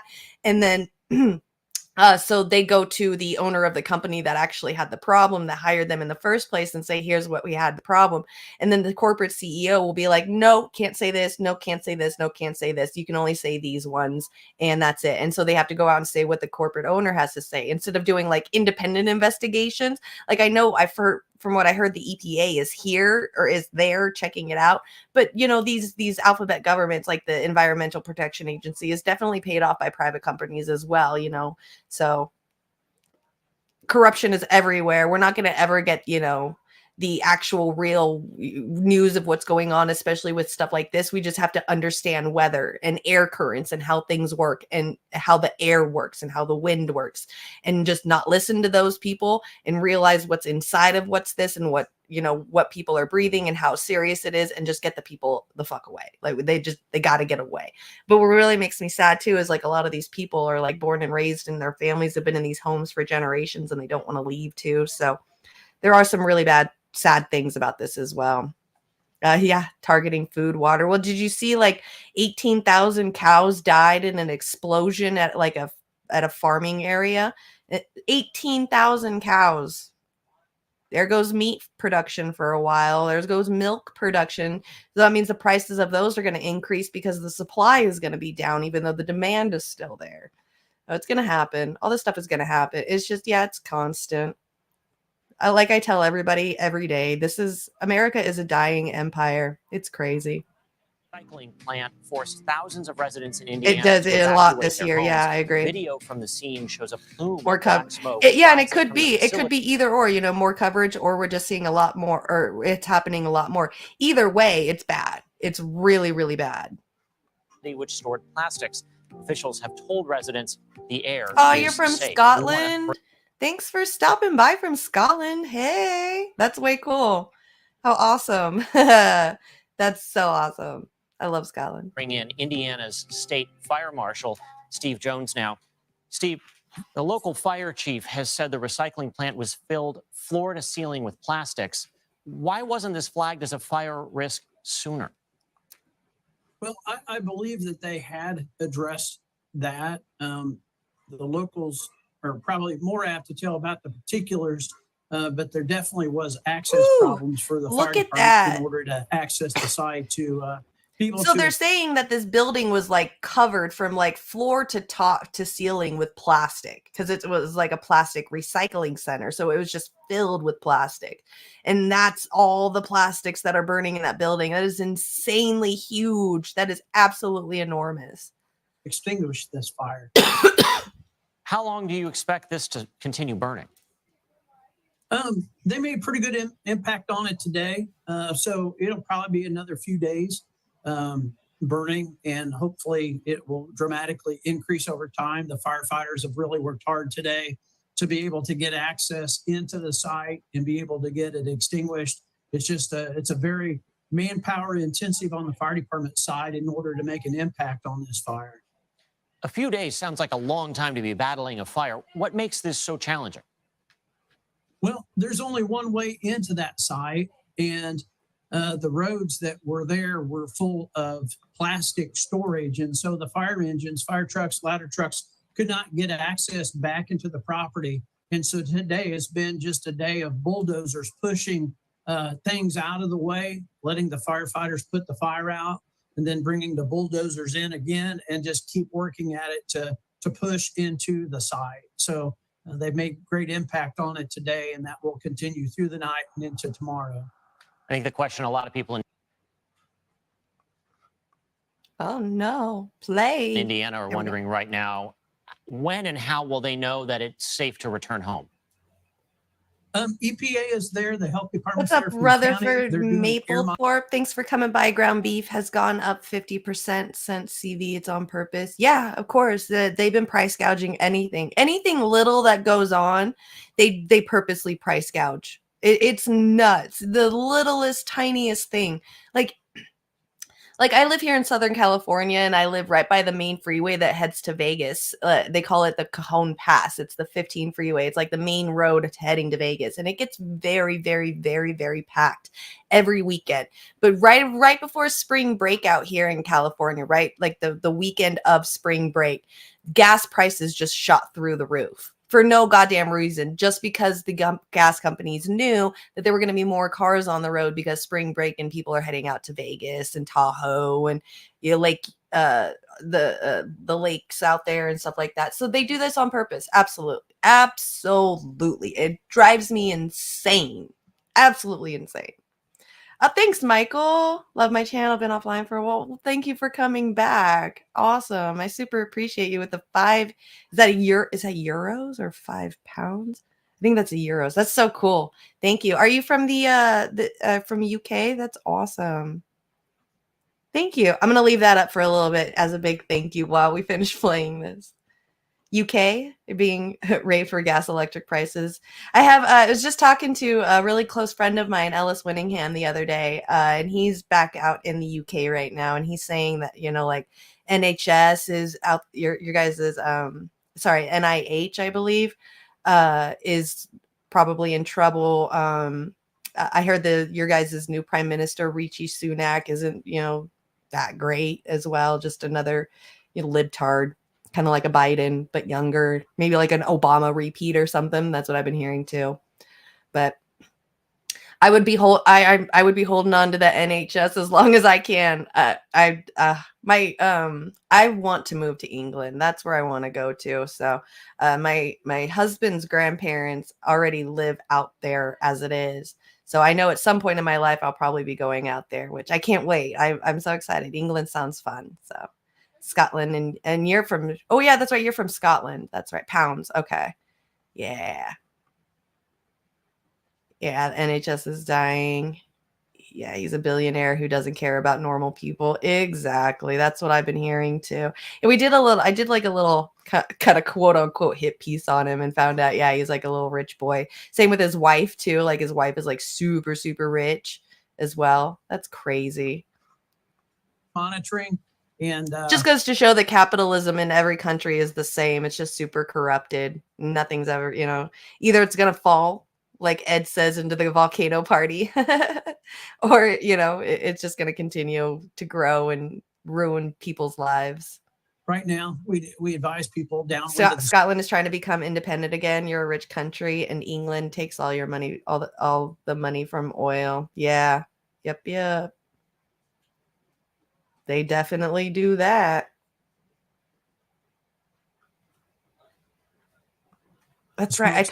I'm like totally forgot that you just said you were in Scotland. I'm so sorry. I feel like I swear I've had like 3 idiot moments today. Thanks guys for like hanging around, sticking with me with this. My brain is like not on full today. Out of it. And so as EPA and the health department does air monitoring, and we're able to continue to make an impact and get this fire extinguishing, things will begin to improve. And Steve, real quick before we let you go, given that this was a situation that was I got another one too. We'll watch the other video because this is the one that I saw last night. I was like, oh shit, you guys are like fucked up telling people certain things. Is like the breaking news, like the main nightly news of all the different stuff. Good evening and welcome. Residents of another small American town are tonight trying to comprehend the danger they face from a noxious cloud of burning materials that have forced up to 2,000 people to flee their homes. Multiple fires burning right now in Richmond, Indiana, on a 14-acre former factory site. The fires fueled by plastic stored on the site. The fires are spewing an ominous column of black smoke, the dangerous plume captured on weather radar and satellite images. Tonight, U.S. Environmental Protection Agency teams are on the ground measuring the air, trying to learn the level of danger. Maggie Vespa is there for us tonight. A billowing plume of hazardous black smoke hangs over Richmond, Indiana tonight. Spreading fast. After a former plastics recycling plant went up in flames Tuesday. We got one way into this fire. A hurdle for firefighters navigating the 175,000 square foot site, semi-trailers and buildings packed with plastic, which they say acts as pure fuel. The entire complex is either burning or has burned. And we're looking at close to 14 acres worth of plastic. There were no serious injuries, but the toxic inferno forced more than 1,500 people. No serious injuries yet. Homes, local schools closed today. The evacuation zone covers a half-mile radius around that fire. Driving in, we saw the smoke roughly 20 miles out, and now we're a mile back, and this is our view. Right. So they're saying that if, from what I heard, somebody was saying, if you see the smoke, you're close enough to smell it and breathe it. So if that lady is saying 20 miles out, 1 mile out, is still breathing the stuff, why is the evacuation zone only a half a mile wide around in radius? It's because private companies, yay, they don't care. Not doing so well. Christina Cox's home is just 200 feet from the plant. How scared were you? Oh my God, I've never been that scared. I was in tears. I bet it'll take that whole building out. She shot this video before fleeing with family photos and her cat. My home is here, and I don't want to lose my home. I've never laid my head down and cried as much as I did yesterday. The EPA says it has detected particulate matter from the fire, the agency monitoring for cancer-causing toxins. So far, officials say none have been identified. Meanwhile, city officials are blasting the site's owner. This business owner had previously been cited by our Unsafe Building Commission and given an order to clean up the property. That order was ignored. NBC News. The order was ignored, which means that the government didn't do anything more to make sure that that was safe. So yes, I mean, you're right, Michael. Like, you know, it feels like it's targeted because a lot of the stuff that happens, like a lot of this kind of stuff that happens where regulations aren't being held to account by these owners, you know, any kind of cleanup or health around the community because of these corporate CEOs making toxic environments and stuff. It's usually in poor communities. So like these companies will, you know, find and target like these poor communities knowing that they're too poor to fight against it. And they'll bring their like toxic building, polluting businesses there to those areas, knowing full well that the people can't do anything about it because they're poor, they're low income. And so this is what happens, you know, this is the kind of thing. So yeah, it does. It feels very targeted because a lot of the stuff that these corporate owners and CEOs do is put their leftovers in these poor communities, and then accidents and shit like this happen. Which, yeah, this company should be held to account, just like Norfolk Southern should be held to account. Reached out to the last known company to operate the plant. So far, no response. And tonight, there's no word on when residents will be able to return home, with the fire expected to burn for days. So Maggie, how right, official? Wouldn't expect to return home. These people are wanting to know when they're going to return home. That fire, that smoke has completely engulfed these people's houses with plastic and whatever else, the byproduct of lighting it on fire and turning it into smoke. This is bad. This is going to be in everything, just like what happened with East Palestine. It's going to be in the air. It's going to be all over their house and their walls and their furniture and their vehicles and everything. It's going to be touching everything. Officials advising people there to stay safe through this. And so Leicester officials say areas outside the evacuation zone are safe, though they do recommend wearing masks within a... Then how are you going to call it safe if you do recommend wearing masks? Stop fucking lying to the people. They're not safe. No, but how dare her? Like, I hate the officials say that it's safe. No, it's not. It is not. In proximity of the plant. At the same time, people have been reporting pieces That's like when they told us when it snowed out here and we were buried in like 8 to 10 feet of snow. They're like, stay in your house. It's safe. Like, bro, we're starving here. We're all running out of food, yo. And then they go on the news and they're like, just stay in your homes and stay safe. Fuck you. We're fucking dying around here, bitch. Of debris, like pieces of the roof or walls. Yeah, right. Here we go with the floating into mask their yards stuff again. miles away, and officials say that debris could contain asbestos, and they're urging people. Asbestos. Yeah, so there it is. Asbestos. They're saying like pieces of like plastics and metal and stuff are like, they are finding them on their, people are finding pieces of burnt stuff like that on their yards over a mile away from this area that's burning. And they're like, don't pick it up. It might have asbestos in it. Then why the fuck are they still there? Why haven't you evacuated those people? Are you, these guys have got to be fucking kidding me. I just can't believe the stupidity of the government and like the willingness to act like this and treat these people like this just because they're low income communities right here. Not to touch it. Lester. Maggie, don't touch it. You. In Louisville, the desk. Gross. Fucking gross. Oh, it makes me so angry. Like so angry to see that kind of stuff. And see the way that the government handles it to the people. It's disgusting to me. All right. I think that's all I've got for today.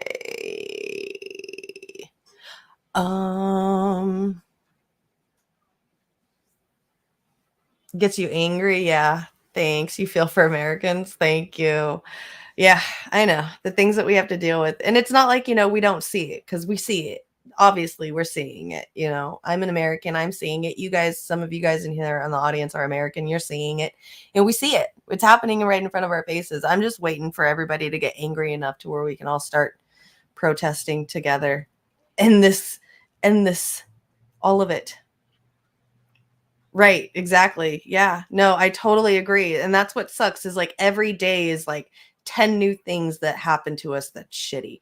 And it's like something happened really shitty in another country and it's to hide the fact that they're like passing bills that end up ruining us, that don't benefit us regular people. Yeah, it's always manipulation, always being things being thrown at us that we're not ready for and man, yeah. We're pawns in their chess game in America. So yep, it's totally fucked up. Never ends. Never ends. All right. That's all I've got for today, you guys. I could do another one, but then I'd be going over. And I think that's all I had. I had something about, about the Dalai Lama. I guess from what I've been reading from people that are like Tibetan recently, is like that is their culture. To suck on tongues? I don't know. I guess it is their culture.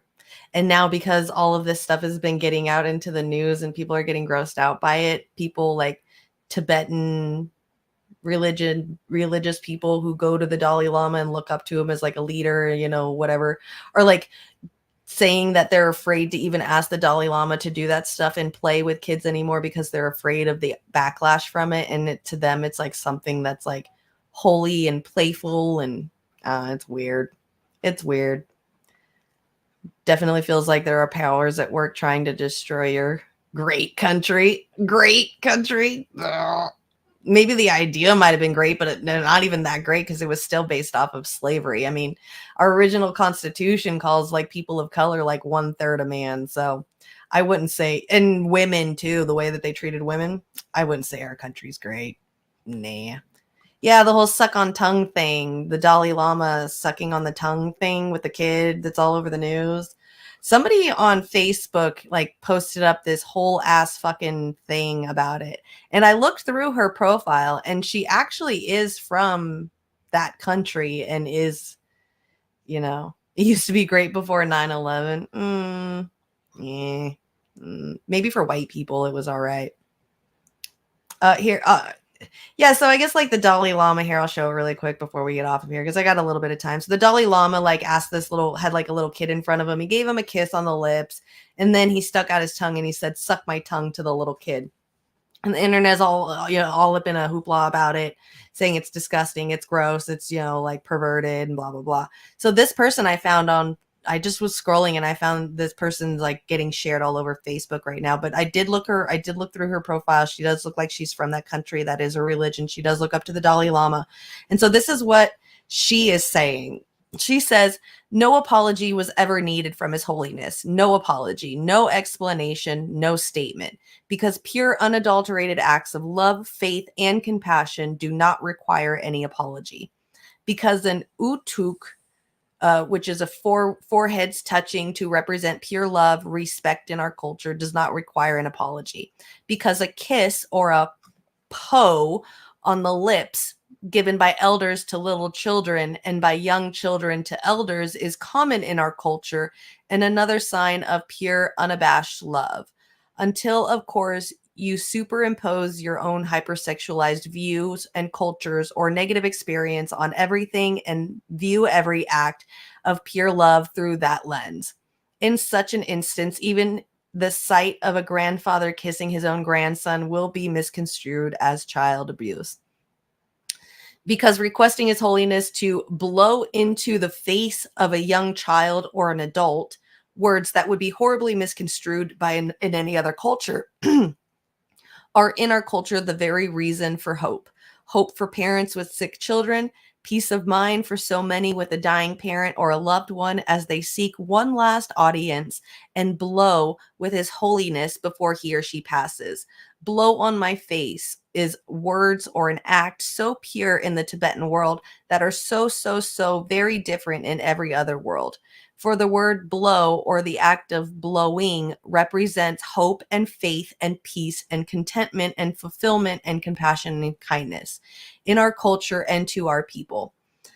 Words, acts that would have never been seen as such to those who have not an ounce of understanding in the Tibetan way of life, nor care to know or understand. And likewise, the words Nagi Che Lejip, such a common playful refrain by Tibetan elders and so innocent sounding in Tibetan, but not so when translated into English as suck my tongue. So to reiterate, no apology was ever needed from His Holiness, irrespective of how sordid the minds of those who perceive a culture and a purity that their minds can never ever fathom as possible of existence in this world of tremendous hate and angst and lust and malicious intent. Instead, the world owes the Tibetan world and His Holiness, who is the very epicenter of that world, an apology, a deep, heartfelt apology for the unprecedented, unwarranted assault and attack on everything we hold dear. The attacks on His Holiness and the ease with which so-called woke people have jumped to conclusions have been deeply, deeply, deeply hurtful for me and millions across the world. But mainly for so many Tibetans like my 77-year-old mother who weeps through the day and has lost sleep for the past few days because of this vicious, vitriolic, targeted attack on His Holiness, has been the worst attack so far that she and so many like her have known in their nearly 8-9 decade-long years of existence for her. This, she told me as she called me, weeping, unable to sleep past midnight, has been the worst attack so far in the Tibetan faith and the Tibetan way of life. She's right, for this is a blatant attack on everything the Tibetan world holds dear. Our culture, our way of life, our innocence, our humor, our unabashed optimism, our resilience, our naivety, and our faith. As a Tibetan mother of 3 children, 2 of whom have special needs, my deepest fear now is that the incident will so drastically alter our Tibetan world and the Tibetan way of life that tomorrow, even if I were to request His Holiness once again, as I have done in the past, to blow into my daughters' faces so that they will never be so privileged. And my fear is that it won't stop there. My fear is that tomorrow, so many other Tibetan parents like us will never have the opportunity ever again for their children to receive the blessings from and witness the pure, unabashed acts of compassion and love by any other spiritual leader within the Tibetan Buddhist community ever again. All because one day the world decided to view an incident such a pure, unadulterated act of love, compassion, and faith in our culture through their base-minded lens. So again, to emphasize, no apology. Okay. It is weird making an excuse for pedophilia like mainstream media with so many things trying to normalize it, in my opinion. Yeah, that's what I say too. Like, I mean, still, okay, I understand that's part of your culture, but my culture says that's gross. So I don't know what you want me to say about that. It was really interesting, actually. I'm trying to find somebody had put into the comments section of that that I thought was really interesting too. It was something about the sucking of the tongue part, because it doesn't say anything in there about the sucking. It says the blowing of the face, which, like, if you had, like, let's say, a monk like the Dalai Lama going around to people who are dying and sickly and blowing on their face, I guess you could say, like, the breath of the Dalai Lama, like, in their culture could be like, oh, it's, it's like a blessing or something, and but this woman didn't pay attention to literally anything about the sucking of the tongue part. But somebody in here had written down or screenshotted something, I believe. And it was really, really interesting because it showed the actual, I think it was in the comment section of somebody who shared this. And there's a lot of shares. Any of my friends share this? Maybe this one, I think. Somebody in my share section, like, posted this that actually talked about that, like legit finally, like, was actually talking about, there it is. Okay. So here it says, in Tibetan culture, it is common to see the old grandparents not only give a pop kiss to the small children, but also give a small candy or piece of food to children from their mouths, directly mouth to mouth. This may not be the norm of your culture, but this is commonly done. After the elder gives a pop kiss and a candy, since there is nothing left in their mouth, nothing left to give, they will say the phrase, okay, now eat my tongue, not suck, as His Holiness misspoke due to his less proficient English. The Tibetan phrase is chelasa. They say that as in, I'll give you all my love and the candy. So that's it. That's all I have left, or all that's left to do is eat my tongue. And it's a playful thing that the children know. They said this is not really done in the Lhasa region, the capital of Tibet, so much, but it is more common in the Amdo region where HH is from. I don't know what HH is. However, it is definitely a Tibetan custom. That's what this person said.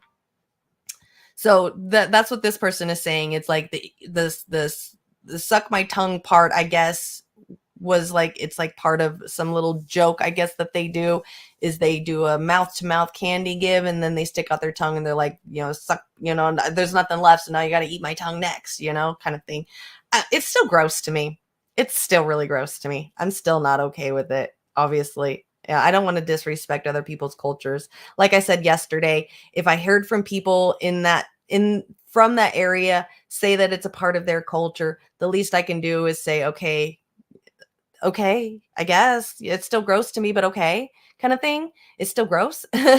But when I was like scrolling through trying to find new stuff, I found this, and the girl that wrote that original thing, I scrolled through her Facebook, and she definitely looks like she lives there. So at least there's one person. And then reading this part too, like I said, if this is true, okay, it's still gross, but maybe find something else that's not like as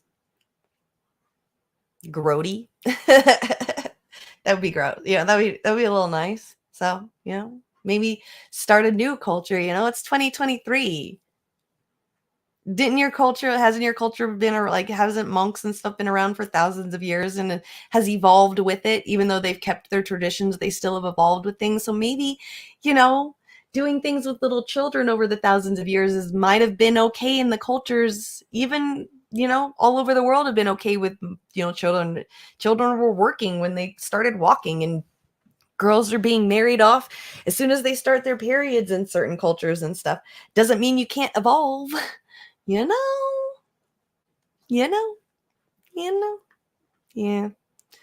Exactly. I think they should evolve. You can't believe this, to be honest. Yeah, it's pretty gross. I know it.